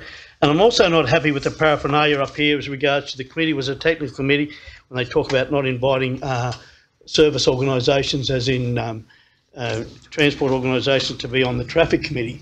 I cannot understand the reasons why they're saying that, because, okay, it is a technical committee, but the issue is, if it's a technical committee, why in the hell did they approve the lights up at North Orange when then we had to come back and make an adjustment? So they did have an oversight in that situation, and there are a number of other occasions that are coming up. You're talking about 2.1, item 2.1. Okay, and what page? It's on page, I'm talking about page 6. Well, my one says page 5. Page 6 on the minute 2.1, the minutes. Rear side of it. On the yeah, you got it. I'm looking at that there. My reason being is because at Tamworth they have the service organisations with trucks and taxis and buses and all those things on those committees, and the same at Bathurst and the same at Dubbo. So why are we so different? Why can't we have people on there that will help us make a more informed decision, as we needed up at North Orange? And I can tell you, I sat the director in the bus and went around that corner there, and within a week the lines were changed. And we just had we've had a tour with the director as regards around town, of which we're going to have a workshop, and hopefully he'll give us a date of that workshop as to the blisters and the roundabouts and all those type of things there, because there are serious issues there. As I said before, not taking them out, but hang on. But I cannot see why, in any shape or form. But these are only recommendations coming from the traffic committee. They're only recommendations, so I cannot see why we can't have more informed information coming on from that committee, from more aspects of the area. The Acting General Manager, would you like to comment on why we don't have representatives from certain business, such as bus driving companies, taxis, trucks? Yeah, I actually agree with Councillor Duffy on that one. Mr Chair, no, what I wanted to do, I'm sorry, Mr Chair, was just point out that we need to adopt the recommendations from the Traffic Committee, not acknowledge them to make them happen. Otherwise, we don't adopt those recommendations. If there's an item within the minutes that we wish to stand out, we can do that. It's a practice we've done in the past. So if we don't adopt them, then they're not resolved by Council. Mr Chairman, thank you for reiterating that, because the resolution of Council that went through before, it said we acknowledge committee reports, and if any actions come out of it, it needs to be a separate report to come to Council or the policy committee, which I expected here. As I said, there's another one coming up. It's got information with it. We can pull it out when we acknowledge it. I'm quite happy to do that without notice, or without very little notice. But I do go back to the point there, is that we haven't really discussed as a council these drawings here. This committee, the traffic committee has. We haven't sat down and gone through them. I've been with the director all over town, and as probably other people in the audience have, is to go over town and seen issues that are arising that have been supported by the traffic committee that aren't common sense decisions.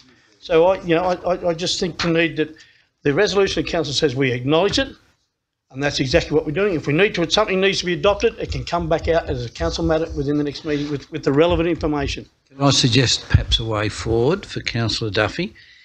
If those items that he's not agreeing with, that we can pull those items out and talk on those separately, that one, and if others are allowed to go to the traffic committee, I think that's the two, is it? Well, whatever they are, once he finds out, decides what they are, they be pulled out, and we can look at them separately and we can adopt the rest of it. Mr Chairman, we can't adopt it because the recommendation council says we acknowledge them. We have to put a rescission motion and go through the whole process.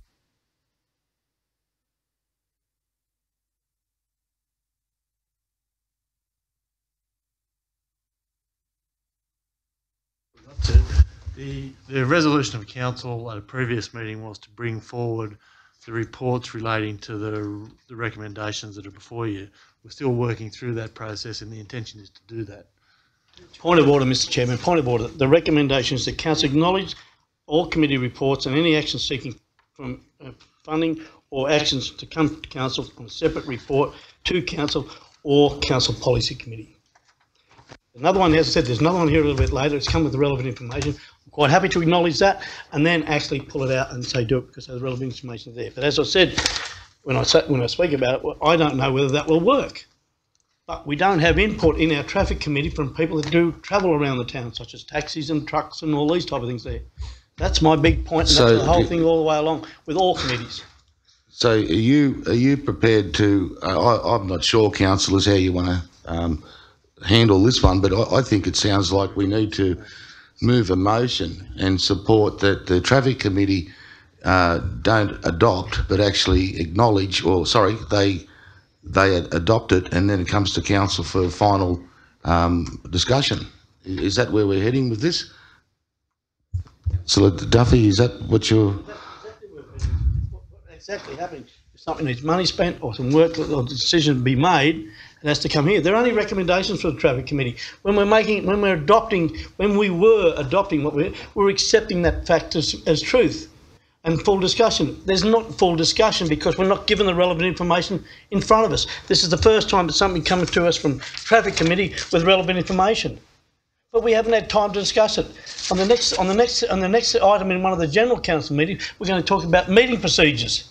We've got to give the general manager 10 days notice on a meeting, but hang on, they can dump something on our table and we're supposed to know and understand it on the spot. It doesn't add up and doesn't make sense, and it's not good governance as far as I'm concerned. Councillor Miletto? Could I just let Councillor Miletto have a say on this? My comment is Councillor Duffy has highlighted the fact that councillors don't have an input into it. My understanding is the process is, even though you may not be on a committee, all councillors are welcome to attend any meeting which should occur. So I don't see what the relevance of the comment is, because I'm quite welcome to go along to any committee and make comment or listen. So there is an opportunity there for any council to go to a traffic committee and have an input. With regards to the comment that these other community groups aren't part of the process, well, I would probably argue that they can make representations through the chair of the traffic committee. It's not that they're excluded, but they're just not part of the meeting process within itself. But there is an opportunity to raise their concerns, but there's just a different forum. That's the only comment I'd like to make. Yeah, I'd just like to make a comment on that, Councillor Miletto. On the committees, you say we are allowed to attend, but you'll also find that if we don't agree with something, I don't think in a committee that you're allowed to vote unless you're on there as a committee member. Is that correct? So I think the concern, I'm understanding Councillor Duffy's issues. It's not a matter of we are allowed to attend, but if you don't agree, which we all sometimes don't agree with everything, you cannot vote. You just have to go with the flow. So I think what Councillor Duffy's saying is let the committee run it, come up with an idea, and then bring it back to council for a discussion so all councillors have got an input. Councillor Nugent, I'll come back to you, Councillor Hamlin. Thank you, Mr. Chair. My understanding is that we do need to adopt the minutes, not just acknowledge them. We do need to adopt them. But if people disagree with items, they can argue against adopting the minutes, I guess, or against adopting particular recommendations. If we are going to adopt these minutes, I'd actually like a bit of background about item 3.5, which relates to disabled car parking availability at Services New South Wales. It says the recommendation is there be no further progression of the installation of a disabled car parking adjacent to Services New South Wales on Lord's Place until a full CBD-wide review of disabled car parking is conducted as part of the CBD upgrade plans. I'd just like a bit of background as to where that has come from, what are the implications, and how long will that be before we have those CBD upgrade plans? Mr. Chair, that's exactly, I think, what Councillor Duffy's saying. We can't adopt them, and you're voting on things that you don't have information for.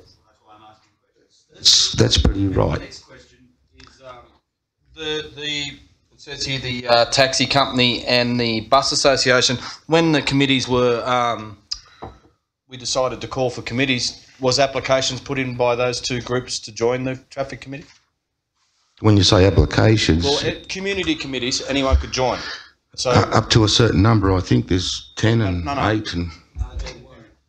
Point of order here. There actually isn't. This isn't a community committee. It's a statutory committee under the RMS. Whatever committee it is. Thanks, Councillor McRae, for pointing that out. Were these two organisations able to join the committee? Through you, Mr. Chair, I don't believe that they were offered. I don't believe that they were able to join the committee because it's a statutory committee. Okay. So no.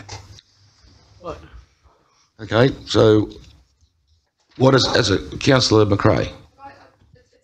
We've got a lot of uncertainty about the local traffic committee, and I might suggest that, I guess it's three parts to my question, is whether we can clarify the current non-voting members and the historical concerns that are raised in the minutes of this meeting, as there does appear to be more than 4 people on the local traffic committee at present, and it would be great to be able to clarify who they are, who they're representing. Secondly, I'd like to find out more about that community communication plan for the traffic committee. As Councillor Miletto asserted, we're all able to attend, but I wonder how we know when they're on as a general member of the community and actually know what's on the agenda, as there's currently, I haven't been able to find any information relating to what they do and when they do it, so that opportunity could be clarified. And thirdly, I think it'd be great for councillors to be able to either get a report outlining the local traffic committee responsibilities for public transport, or indeed look at whether we need a separate opportunity for community members to be part of planning the transport for the city. And that is perhaps broader than just traffic. It's not street and road design, it's also active transport, pedestrian safety. And in fact, it relates to some of those issues raised tonight by the earlier speaker regarding Goanna Hill and safety issues. He has had no forum to be able to put his ideas across. So if I might request those 3 areas could be clarified in a report, that might take us forward in a positive direction. Thank you, Councillor McRae. Councillor Turner. Might go part way to answering a couple of questions. No one could answer all Councillor Duffy's questions, but I'll give it a go on a couple. Yes, we are a statutory committee. I'm chairman of the traffic committee, by the way, and we have limitations as far as the RMS and the state government is concerned. A lot of the regulations of how the traffic committee is run is dictated by the state government. One being that I am the council member. There can be another councillor, I understand, on the committee with non-voting rights. The police department always send a representative along. The local state member sends a representative along. They have voting rights. If we invited the bus companies and the taxi companies and everyone else along, they would not have voting rights.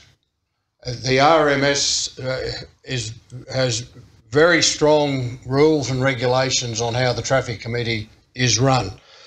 So we can always invite, if the taxi company, for instance, raises concerns, we can invite them along as a guest speaker and we can take their concerns into consideration. But they would not have voting rights, and I wouldn't imagine that they would be interested in coming along to every meeting if they had no voting powers in that meeting. But we often receive letters from the taxi companies, the bus companies, and we take those into consideration.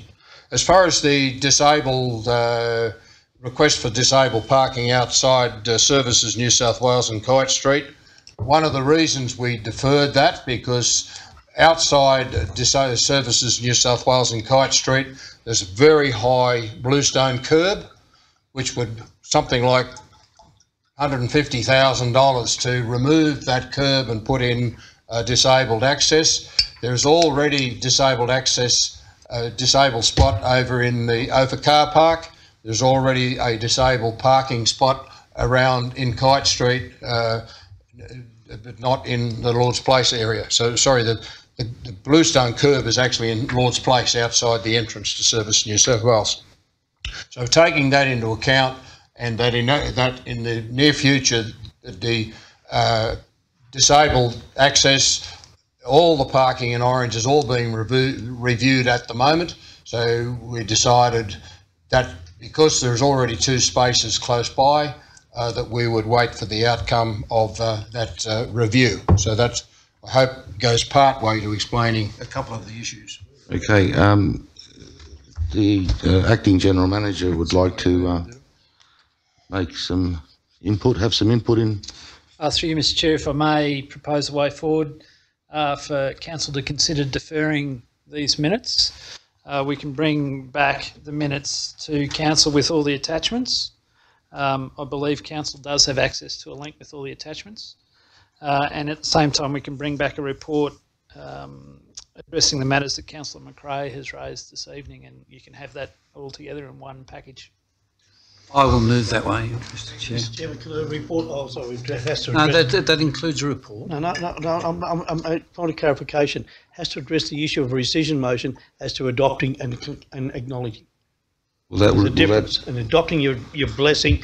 Every recommendation is given to us by 4 people. Look, I don't want to. Yeah, is that going to happen? To rescind what council, and that's if everybody's in favour, of course.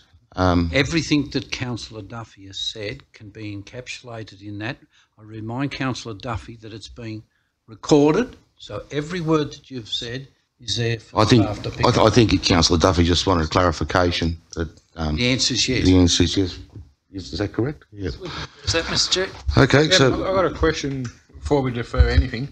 The late item, is it of any, since it came in late and was part of an extraordinary traffic committee meeting, is there any great urgency to the safety of this school where this is?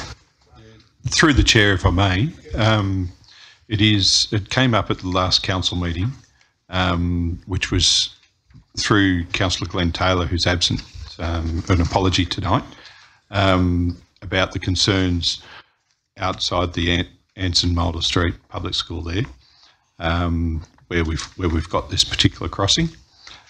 We also had concerns from the RMS given to us, and I had my own concerns in regard to it as well.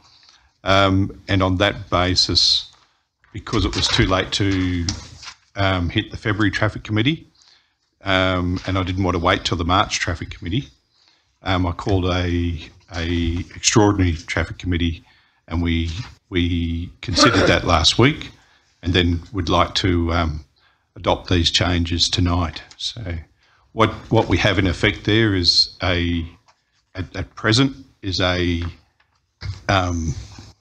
pedestrian crossing across to the school. That's a controlled pedestrian crossing for the school. But because we've got the narrow lanes, we've provided that perception that there's perhaps 2 lanes in each direction, and in some cases it's not where we are in effect really only providing 1. And these changes will facilitate a better flow of the traffic through there, and consistent arrangement with the traffic flow through there, so that it is complied with. So it'll improve the compliance of the existing arrangement to a single lane in each direction.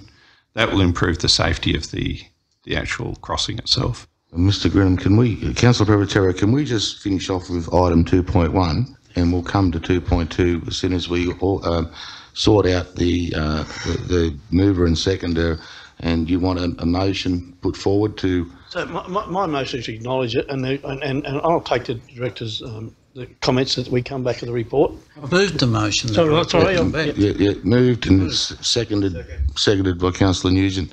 We put the motion. We've had enough discussion. No, that part of it, it's not into we're all in favour. We're all in favour with that? Aye. Against? Well, that's going to be a clarification here, because if we pass the motion, we in fact defer that motion too. 2.2 is a late item, which we're going to. It's a separate item, Councillor Privatera. Yes, thank you. Councillor, it's a late item, so be separate. Okay. Chairman, what is the recommendation that we're going to vote on? We've got the recommendation that Councillor that the report be removed from denied, and a report come back to councillors on those issues that were raised tonight. Happy to remove my original mix. Yeah. You happy with that, Councillor Turner? Know what the motion it's not is. The exact wording. And so I was happy. So I can declare the motion carried? No, I'm voting against it. No, Councillor Turner's against it. Yep. In favour? All in favour? Aye. Against, Councillor Turner. Late item 2.2. The marking of the roundabout. If you'd like to say a few words on that, Mr. Grinham, just to clarify why there's such a bit of such urgency on this one. So, councillors, what you have before you there is a proposal to improve the traffic flow through and past the school, and improve compliance with the intended arrangements, being a single lane in each direction along Anson Street. The first diagram shows an extended painted median rather than at each of the legs of the roundabout, so that they're 2 in and 1 out type arrangement. So you've got a dedicated turning lane, and then at each exit you've got a single lane exit. That will improve the flow into Anson Street, which is quite wide, and the compliance with the existing arrangements. Through there will also how the existing 40k sign there will be stripped off the concrete surface that we have there on the Anson Mulder Street roundabout, and it will be centred within the new lane rather than being across the 2 lanes as it is at the moment. So at the moment it's across the parking lane and the travel lane. The second diagram there you have in front of you shows further along Anson Street the arrangement there. So we have 2 issues at that crossing. One is the compliance to stay within 1 lane in each direction, and if you have more than 1 lane in each direction you can't actually have a pedestrian crossing. You can of this type. And the other one is opposite the school we have a small parking area there, and it was there was previously a concrete median in place there that stopped a right turn into that parking area. The intent is to keep that parking area as left in, left out, and the painted median at this stage, albeit a temporary arrangement, will facilitate that compliance with a left in, left out type treatment. RMS's concerns in particular with this was not only compliance with 1 lane in each direction, but the banking up of right turning traffic into that parking facility across the zebra crossing. Thank you, Mr. Brennan. Point of clarification, Mr. Chairman. These lines on your pedestrian crossings, are they meridian strips going up there? Are they meridian strips that are going up there? Hey, what strips? They're a painted median. Oh, yes. Further discussion on this item? If not, I'll put the motion. All in favour? Oh, sorry, Councillor Munro. No, I think it's a good move by the powers to be that this has come about, because when you're taking kids to school and going past there, when all the little blokes are going past and little girls walking across the zebra crossing or what have you, even though it's manned, you do have quite a bit of traffic there. You've got a lot of people going across other than going across the actual crossing, and you know, you do have parents pulling in to let their kids out, and then pulling into the. It is more succinct. It is more. You know, there's 1 lane there, and I do think it's a smart move, because you do get a congested lot of traffic flow in the one direction. So it's a good move. Good on you. Thank you, Councillor Munro.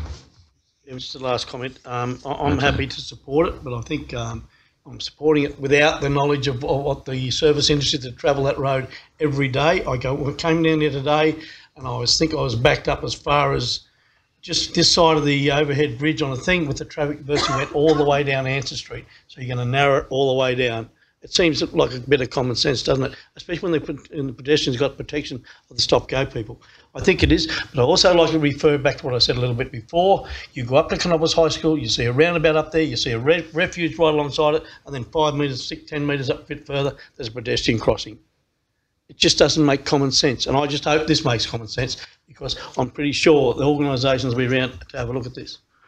Thank you, Councillor Duffy. If there's no further discussion, I'll put the motion. All in favour? Aye. Against? Carried. Move on to section 3, item 3.1, current works. There's a recommendation on page 13. Seconded. Moved by Councillor Hamling, seconded by Councillor McRae. Is there any discussion on this item? No discussion. I'll put the motion. All in favour? Against? Carried. That concludes the Infrastructure Committee meeting at 8:45, and I Councillor Nugent will go through with the finance policy. Environmental sustainability. Or the environment and sustainability. It says finance policy. Or did I miss one? Only one page. There's one hidden, a little bit hidden.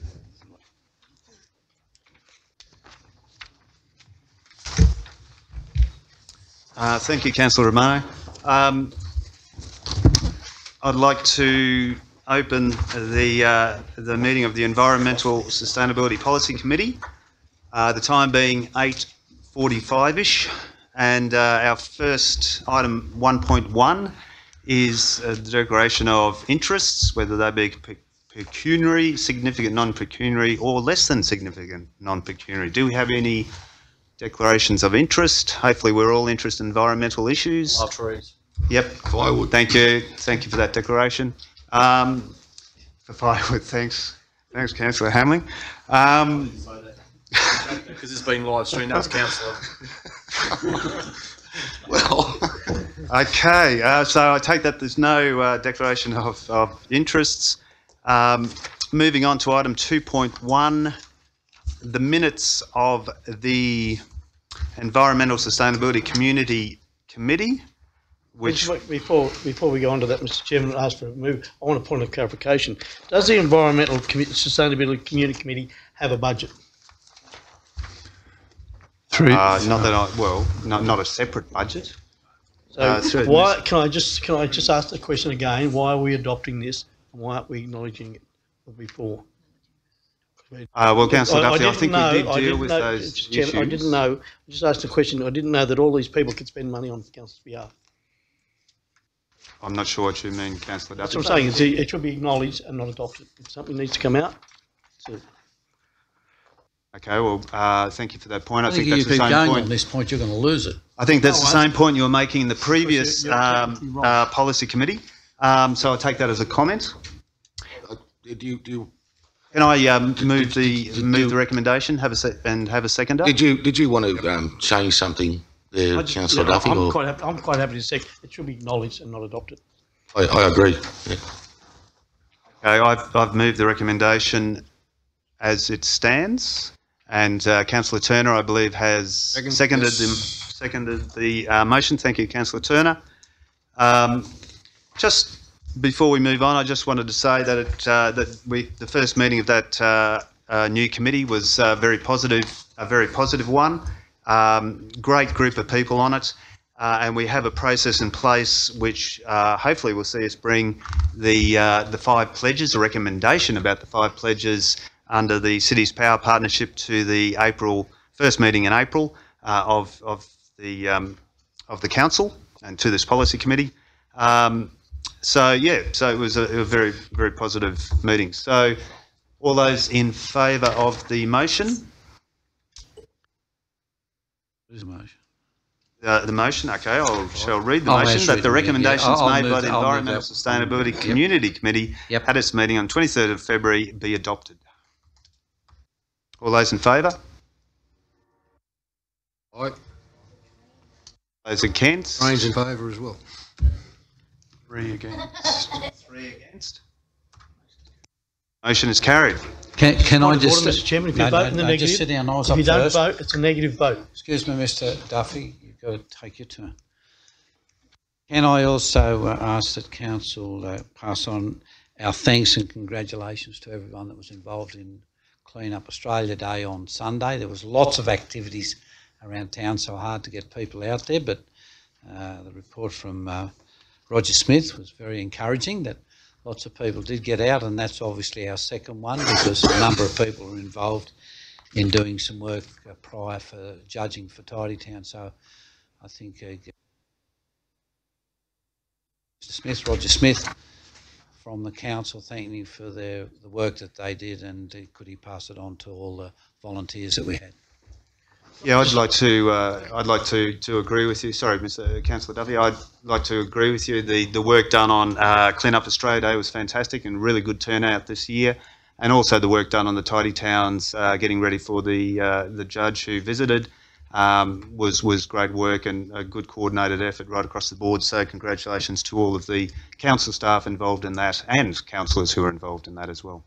Thank you, Mr. Chairman. Yes, I just want to Councillor reiterate that we visited around town with the Australian assessor as regards to tidy towns, which was absolutely fantastic. And she was really impressed with the Wayfinders thing at the Orange Base Hospital there. She was extremely impressed with that, and also the New South Wales representative that visited the town is to set up the meeting in October, and she was very impressed with what she saw with the city of what we're proposing in November. But also, if there's some way that we can acknowledge the participants on Sunday. I do know there was one organisation that brought 27 new participants to the day, which sent the figures right through the roof. I think we should acknowledge those people with that there. But also with the tidy town situation, the Australian organisation and the New South Wales organisations are wanting to use council's logo in promoting the events as regards to what's happening in November and possibly what's happening in South Australia. I just wonder, can we use that as well as it? Yeah, no problem. Yeah, thanks, Councillor Duffy. I'm happy to move that as a motion, for shadowed motion after. Sure. Mr. Chair. Councillor Kidd. Sorry, you're happy to move a motion to allow the our logo. Allow a logo with the tidy towns and organisation. Yeah. So moved Councillor Duffy, seconded Councillor I'd just like to say something. Does anyone want to speak to that motion? I'd just like to speak on the tidy towns, if I may. Several weeks ago, I made a comment here regarding the garbage bins in Summer Street, and once again, I'd just like to bring it to the attention of all councillors that it's not a great expense, I believe, to replace the existing ones, for the reason of one of the big reasons is that they might have been good in 1980, but I always find that the lids are missing, and young kids have got a tendency to stick their hands in. I'd like to move, if I can, off the floor, that we have a look at these bins, and perhaps just in Summer Street at the moment. I know that Summer Street's got plans, but it's the small things that make big things look good. There's been a lot of negative comments regarding the bins, and if we could look at something like we've got in Robinson Park, which is a stainless steel side entrance with some timber work, that'd be wonderful. So could I get a seconder for that? Okay, just as a point of order, we have a motion that's on the floor that we need to formally pass before we deal with another motion. I'm not sure that we need a motion, but can we have a motion? Does everyone understand the motion that Councillor Duffy, seconded by Councillor Kidd? Just quickly, what was the motion again?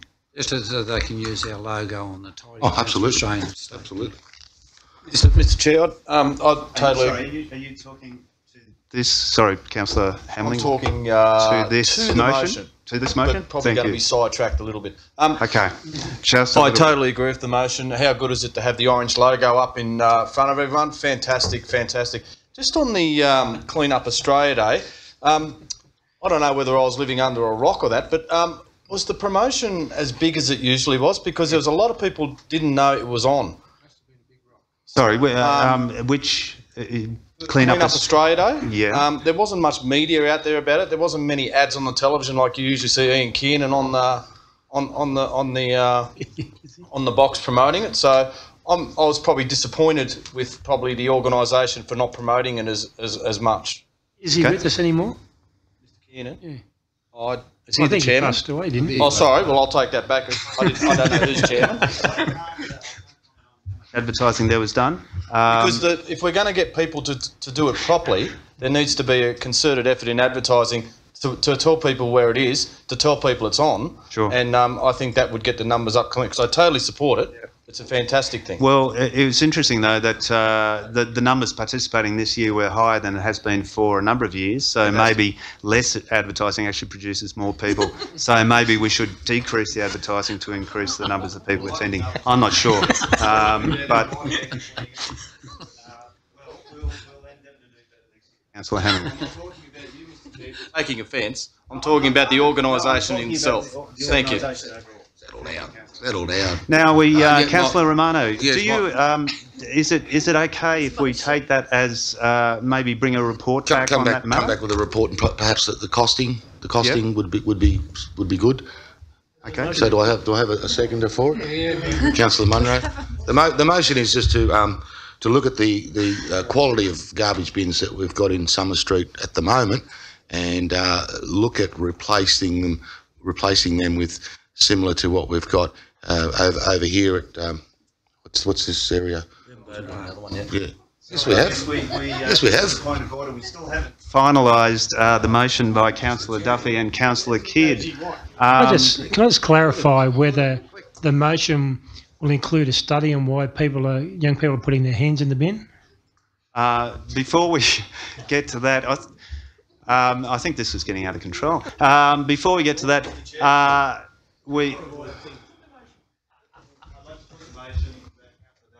moved and Councillor Kidd seconded. All those in favour? All right. Now we have a second motion, I believe, about and I'm not sure that we can take a motion as part of this committee. Councillor Romano, can I just suggest that you ask, can we get a report back, just a simple report on the garbage cans in Summer Street?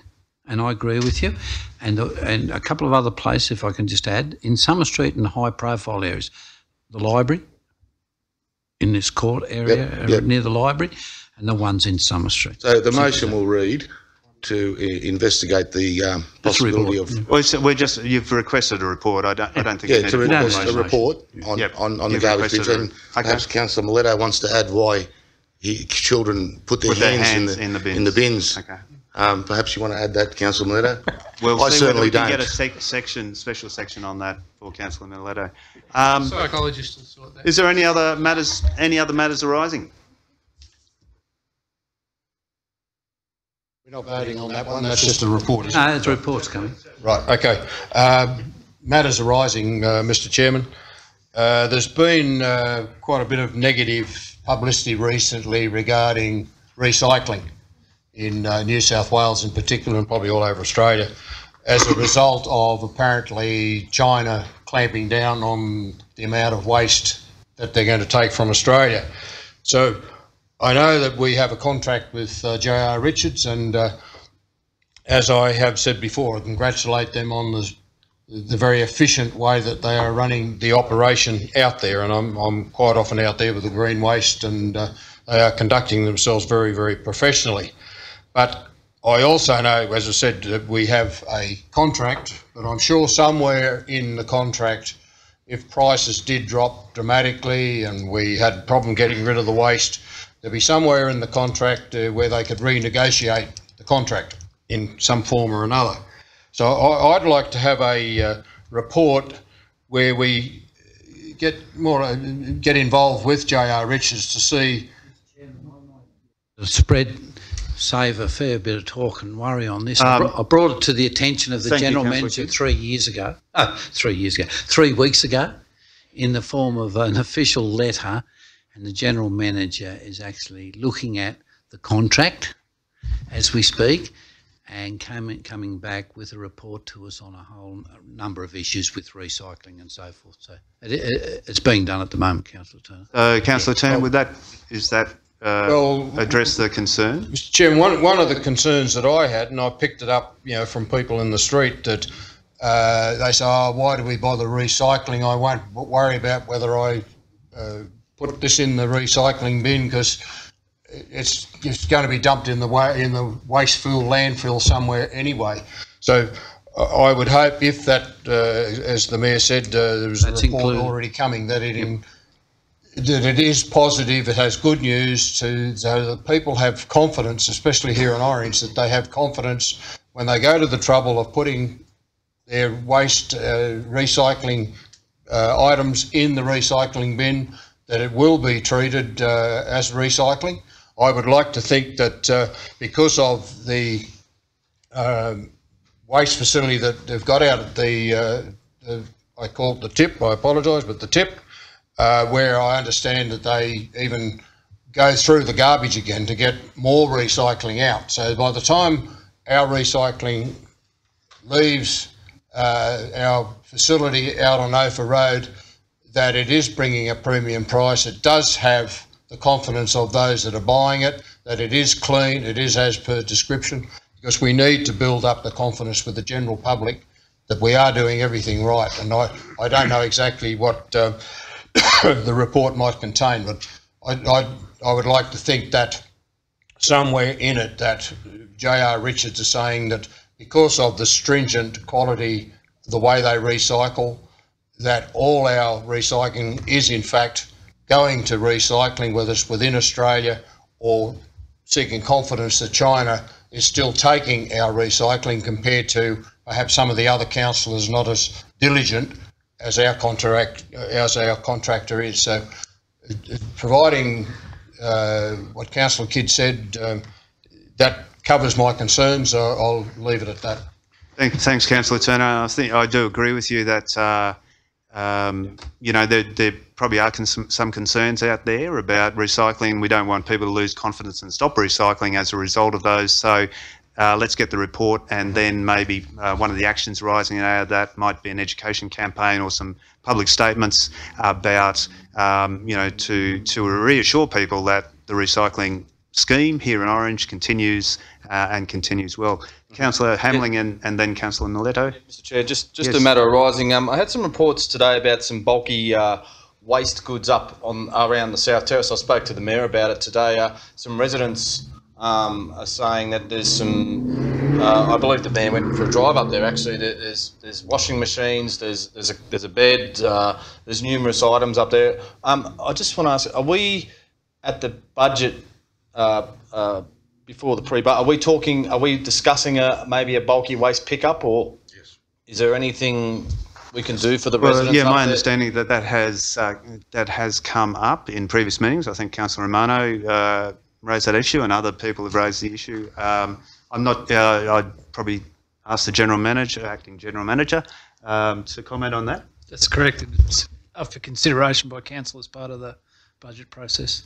I understand it's up to people what they do privately, you know, their choice of what they do, but you know, there's some long-term residents up in that area that, you know, that don't need to be looking at that sort of thing. So I don't know whether it's another agency we can contact that they can go and pick it up, or where do we go to from here? But there has been some talk around about that. Maybe the Mayor would like to elaborate. Look, if I may, part of what I've asked to add on to with the General Manager was a whole range of issues around our waste management and the things that are changing both state and nationally at the moment. So I think it'll cover a lot of those things. But part of that, and I was talking to Councillor Hamling today, I think coming into the budget period, there's some real things that we can look at outside the square perhaps, and Councillor Romano brought it up earlier. Is there an opportunity to have a couple of bulky waste collections a year? I don't know. I know it's very, very expensive, and that may be out of it.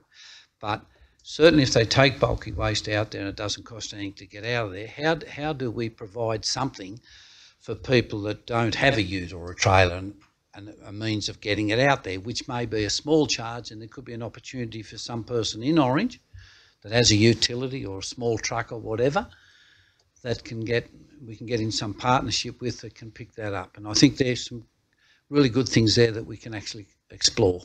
So that's taken up what you said, not just agreeing that we have a across the board bulky waste collection, because people have the opportunity of doing it now, but there are people that actually do need it, and let's look at a way that we can service them also, because they're a very, very important part of our community.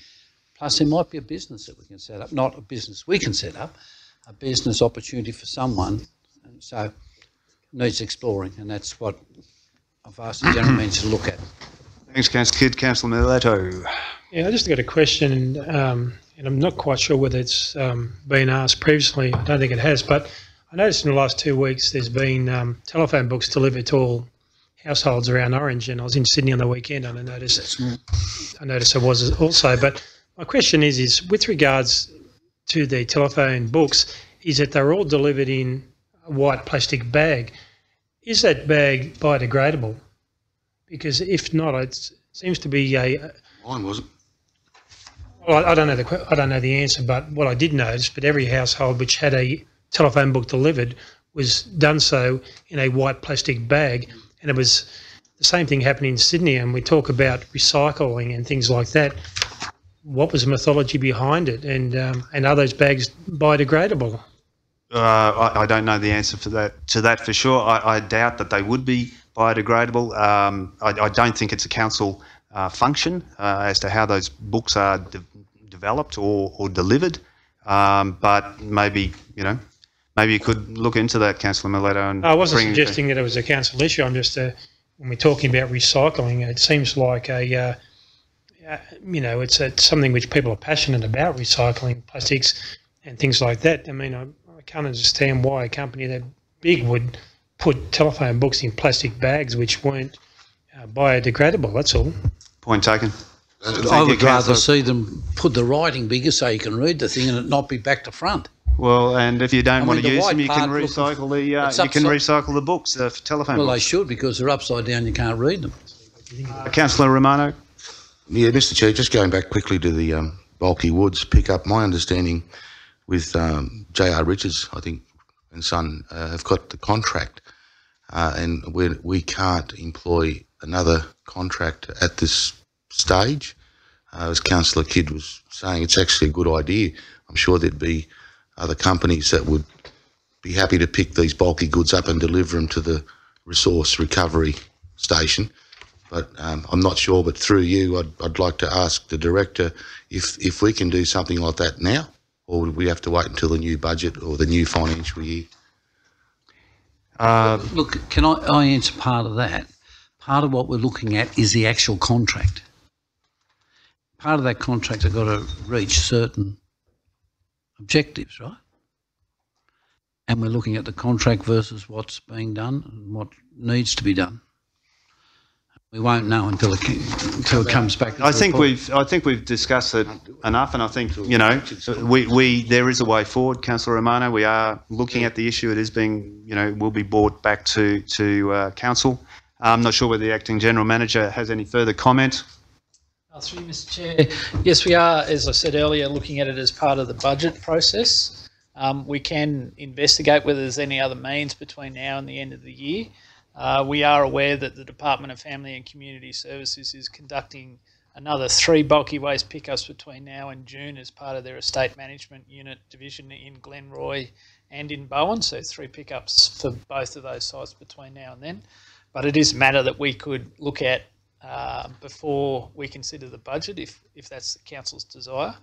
An amendment to the contract to include a bulky waste would need to be part of the budget process after June, if that makes sense. Thank you for those comments. Is there any other? Yes, Councillor Duffy. One of the big things around town, that's with all the young kids and a lot of other people, is the return and earn up at North Orange. Yes. It's on the agenda. It's something former Councillor Neil Jones squawked about every year for many years that I can think of. Let's go to the New South Wales Conference.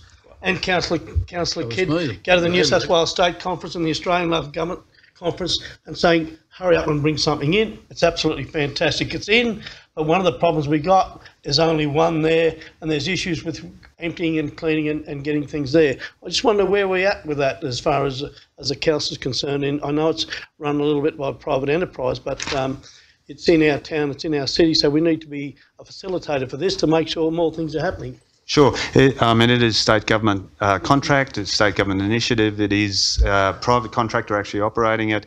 My understanding that there is at least one more, scheduled to come to Orange. I'm not sure whether the acting general manager has anything to add to those comments. Through you, Mr Chair, there are plans for a second acceptance point in Orange. They're being considered at the moment. I don't know if David has any further information at this point, but we're aware that there's a second one being proposed. Through you, Mr Chair, there is a group actively looking for a second site. Yep. Look, can I just say on that too, it's interesting, and it does annoy me a little bit to one degree. We fought for nearly 20 odd years, and then Councillor Jones come on this to get, look at container management in New South Wales. The other states have had it. We finally get it in. It's like everything. We finally get it in. The first thing, everyone's knocked the hell out of it. It's not quick enough. It's too slow. It's not doing this, it's not doing that. I think any system that you bring in will have teething problems. I have no doubt about that whatsoever. But anything that we've got is better than what we did have, which was nothing. And there will be teething problems, I have no doubt. Will there be need for more? Sure, and that's something that we can push. We know we've definitely got one more. And I think, yeah, that's something we can do as a community. And we being important leading the community can push for others in other centres. But I do know that the positives far outweigh the negatives at the moment. And I've had a look at the ones in Dubbo, I've looked at Bathurst, and yeah, certainly some problems with them, but by jingo, it's a hell of a lot better than we actually had. And it's quite interesting. I've noticed in particular out the Forbes Road, or the Escort Way if you like, where my wife used to pick up probably a month, we could fill a garbage bin up with particularly cans and bottles. And no, not mine, no, I don't drink on the way home. But there's hardly a bottle or a can out that way now, which is fantastic. They're not throwing them out the window and so forth. They keep them in the car, which is quite interesting. So even the vandals, as I would call them, to throw the things out, are obviously keeping them in their cars now, which probably for their kids to take them into a depot. So I think we've got to be a bit more positive with this. I've read a lot of the media and I've seen on television all the negative stories. You know, I had to wait. Well, God blimey, I've had to wait to get a parking spot some places, and I've had to wait in the supermarket, and I've had to wait to get a beer sometimes. People, you can't expect just to rock up and you're the first customer there and unloading. There's going to be certain inconveniences. And I think, yep, let's work on the positives that we've got and then work on the negatives, not the other way around. I agree with you fully, Councillor Q. I think it's great that we've got a program in place, and I look forward to, yeah, there's always going to be teething problems, but I look forward to it, you know, being rolled out further and becoming just part of what we do. It's fantastic to see such great interest in environmental sustainability issues, but if, unless there's any other items, I'll close the meeting at 12 minutes past 9. Thank you very much. And call on Councillor Joe McRae to actually lead the Finance Policy Committee. Thank you.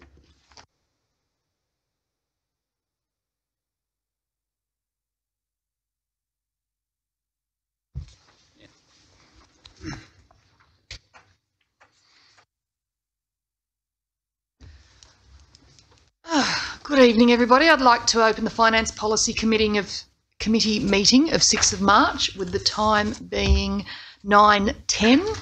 I ask, does any councillor have a pecuniary interest, significant non-pecuniary interest, or less than significant non-pecuniary interest in any matter listed for consideration at this meeting? Councillor Nugent. Thank you, Ms. Chair. So yes, I do have a pecuniary interest in item 2.1, as I mentioned before, in relation to recommendation 7 for the International Women's Day Women and Agribusiness Workshop, where my wife has been engaged to teach a yoga workshop and is being paid to do so. So I declare an interest for that matter. Thank you, Councillor Nugent. I will also declare a pecuniary interest, which is significant. I will leave the room and I will ask the Mayor to actually address that item, and that's related to recommendation 6, the Rotary Club of Orange Daybreak. Any others? Now, we do have recommendations on page 6, and I suggest that, considering the conflicts of interest, we actually address some recommendations in a group. So we address recommendations 1 to 5 together, and then we address recommendation 7, and then address recommendation 6. 1 to 5. Can I just ask a question? So we have a mover. We do need to clarify recommendation 1 and 2 were that those applications be declined, and that was a late amendment to the meeting. I'll just confirm that all councillors are aware of that. That's what I was just going to suggest. So we have recommendation 1 is that the request be declined, recommendation 2 that the request be declined, recommendation 3 is a recommendation to grant Recommendation 4 is a recommendation to grant. Recommendation 5 is a recommendation for grant. Now we have Councillor Hamling moving those recommendations. I'll second it. And we have a seconder from Councillor Kidd. Any discussion? Put the motion, those for. Any against? I say the motion is therefore passed. Go to recommendation 7. That be shown that Thank you, Councillor Councillor Nugent Nugent. is leaving. Yeah. With Councillor I'll Nugent move. left. Thank I'll you, move. Councillor Kidd. So that is a Second. donation request being declined. Seconded by Councillor Munro. Any discussion? I'll put the motion. Those in favour? Those against? Motion is carried. Just before you put item 6, just a question that I'd like to raise back on the financial implications, and it's got the overall donations sponsorship budget for 2000 and 2018. Put the question once again, and I'll put this in writing. The $100,000 to Racing Orange required audited financials and a report coming to council prior to the budget going out for community input. Wrote in 2016, and I have that in writing on 2 occasions, and I have an email back that was saying that the report on what the money had been spent on over the previous 2 years, $200,000, and that the audited financials would be forthcoming. I still haven't seen them. So can I just put on notice that I'd like a copy of those audited financials and that report, if available, please, before. You, Councillor Kidd, and I think we have that seconded by Councillor Munro. I would recommend we do have all of those details as required. That's a significant investment of funds from the community. Any comment from the Acting General Manager on any procedural information with that? Thank you. So are there any further issues for me before I invite the Councillor Kidd to resume the chair to continue the meeting under the Finance Committee with recommendation 6? I'll now leave the meeting to address With your recommendation 6. permission, I'll do it from here. Is that all right? All right, we have item 6. My apology, that's a donation of 5,000 Move, next Mr. year. Mayor. Seconded. Mover Councillor Hamling, was it? Yep. Councillor Hamling, seconded Councillor Mileto. All in favour? Aye. Against. Thank you. Any matters? Yeah, Mr. Chairman, I have a matter arising. It relates to what you actually just spoke about with regards to the $100,000. I did notice that over the last month or so, that here in Orange, when you're talking about giving money to organisations, we've just had an athletics or a running festival. We've had a bikeathon or the Newcrest ride and all those type of things there. And it'd be interesting to know, and there was a couple of other things at the same time, and I just can't remember them. It'd be interesting to know what they bring into the economy of a city on what it is compared to what we actually give those and what we give to the other organisations when you're talking about the racing fraternity or the trust, whatever the case may be. I just think that those last ones that we had here last week, they had a huge impact. I know that a number of people came to town and had to go out of town to get accommodation and those type of things there. It was a thing. I just wonder, is our new tourist body looking at that type of thing as well? So it's just a question that I think we need to keep abreast of to make sure our dollar's going in the right direction, which is going to benefit the economics of our city. And really, those organisations there that I just spoke about have a huge manpower in volunteers. And volunteers are special people in our community. They cost us nothing. And that's something to bear in mind. I just wonder whether we can do those type of things there. Just in, if I can, just in comment or in response to Councillor Duffy's request for further information, I would have assumed as a matter of due diligence that those questions should have been asked initially when the $100,000 was first allocated. Yeah, but I'm curious to know why now. Do you have a concern with the way it's been spent or something? I think I'll just wait to see if I get the copy of the report, Councillor Miletto, at this stage. Thank you. Look, if I can just say too, I agree with Councillor Duffy, and that's not very often, but I'd like to say two things. So the one is the bird thing. You know, it's interesting again how we quite often you'll get the comments, oh, there's nothing to do in Orange and so forth. And I've just looked over the last 4 or 5 weeks. There's been swimming, water polo, triathlons, bike racing, cricket, bird of all sorts. And the bird one's an interesting one. A group of people here in Orange that have nearly 7,000 birds arriving in. Some of those birds are worth up to $15,000, $16,000 each, right? They had over 2,000 people went through the Police Boys Club at $2 each. The Police Boy Club volunteers had the Sozzy Sizzle and everything, which raises money for the Police Boys Club. They had a dinner at the Ex-Services Club, and most of them arrived here on Friday and left on Sunday. So some were in the caravan park, some were in motels and all over the place. Estimated by the Bird Club, probably somewhere between $250,000, $250,000 and $300,000 it brought into Orange. That's a lot of money, fantastic. At the same time, the Bikeathon, or I don't know the proper terminology for it, 1,450 riders. Some of those arrived on Thursday. A lot of them were still here yesterday. Estimated probably $750,000 to $1 million they brought in, into motels, petrol, dining out around Orange. So just last weekend, just those two events, over $1 million into the economy of Orange. And it is quite interesting when we look at a number of these things, whether it be the boys water polo there earlier on, under 50, they were here for the whole week. And in some of these things, it's interesting. We get $100 out of us. We ask for a report. And I'll give an example. The best one would be the 8-day games. It's been going for nearly 40 years. I remember in this chamber where we moved that they had to get their financials and they had to give us a report at the end of the 8-day games for the whole sum of $1,000 that we gave to them. Goes for over a week, probably involves, Councillor Lamb would probably have a better idea, 50 or 60 participants, probably more. And people travelling. Plus people travelling to it and all the volunteers that run it, and we put in $1,000 to it. Now, in the case of those, so I think it's time we looked at some of these things, how we do things, and the reporting mechanisms that come back to us.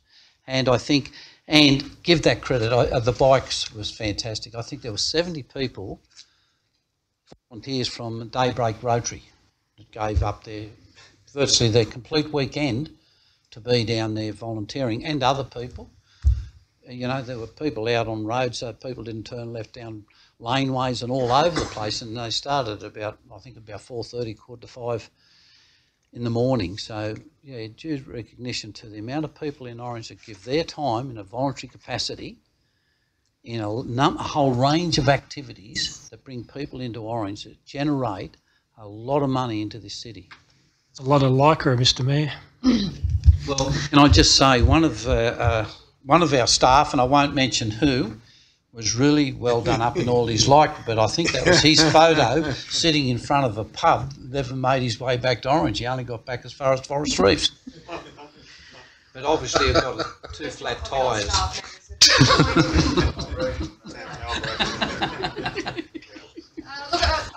Those couple of points do highlight the importance of our due diligence in our planning for the budget, but it also provides an opportunity in terms of the community strategic plan and our economic development and our tourism ventures to ensure that we're using the money wisely. So I might suggest that I will follow that up with relevant staff in ensuring that we are not only following up the Racing Orange queries, but ensuring that we are providing detailed information on the economic impacts of these various events. So unless there's any further matters, I will conclude the Finance Policy Committee meeting with the time being 9:21.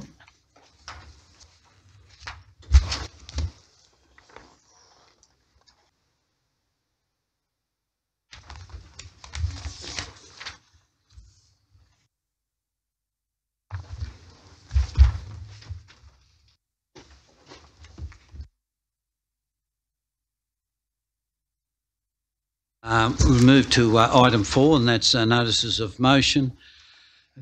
Notices of rescission, there aren't any. We move down to item 5, which are general reports. 5.1 is the lease of Shop 1 and 2 in the Lays Arcade. Move the recommendation.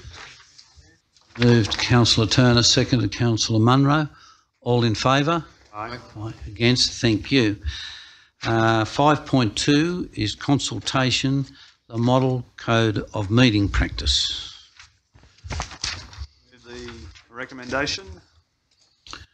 Do we have a seconder? I'll second. Councillor McRae. All in favour? Aye. Aye. Against? Thank you. Now, closed meeting. The General Manager will advise the Council if any written submissions have been received relating to any item advertised for consideration by a closed meeting of Orange City Council. No matters, Mr. Chair.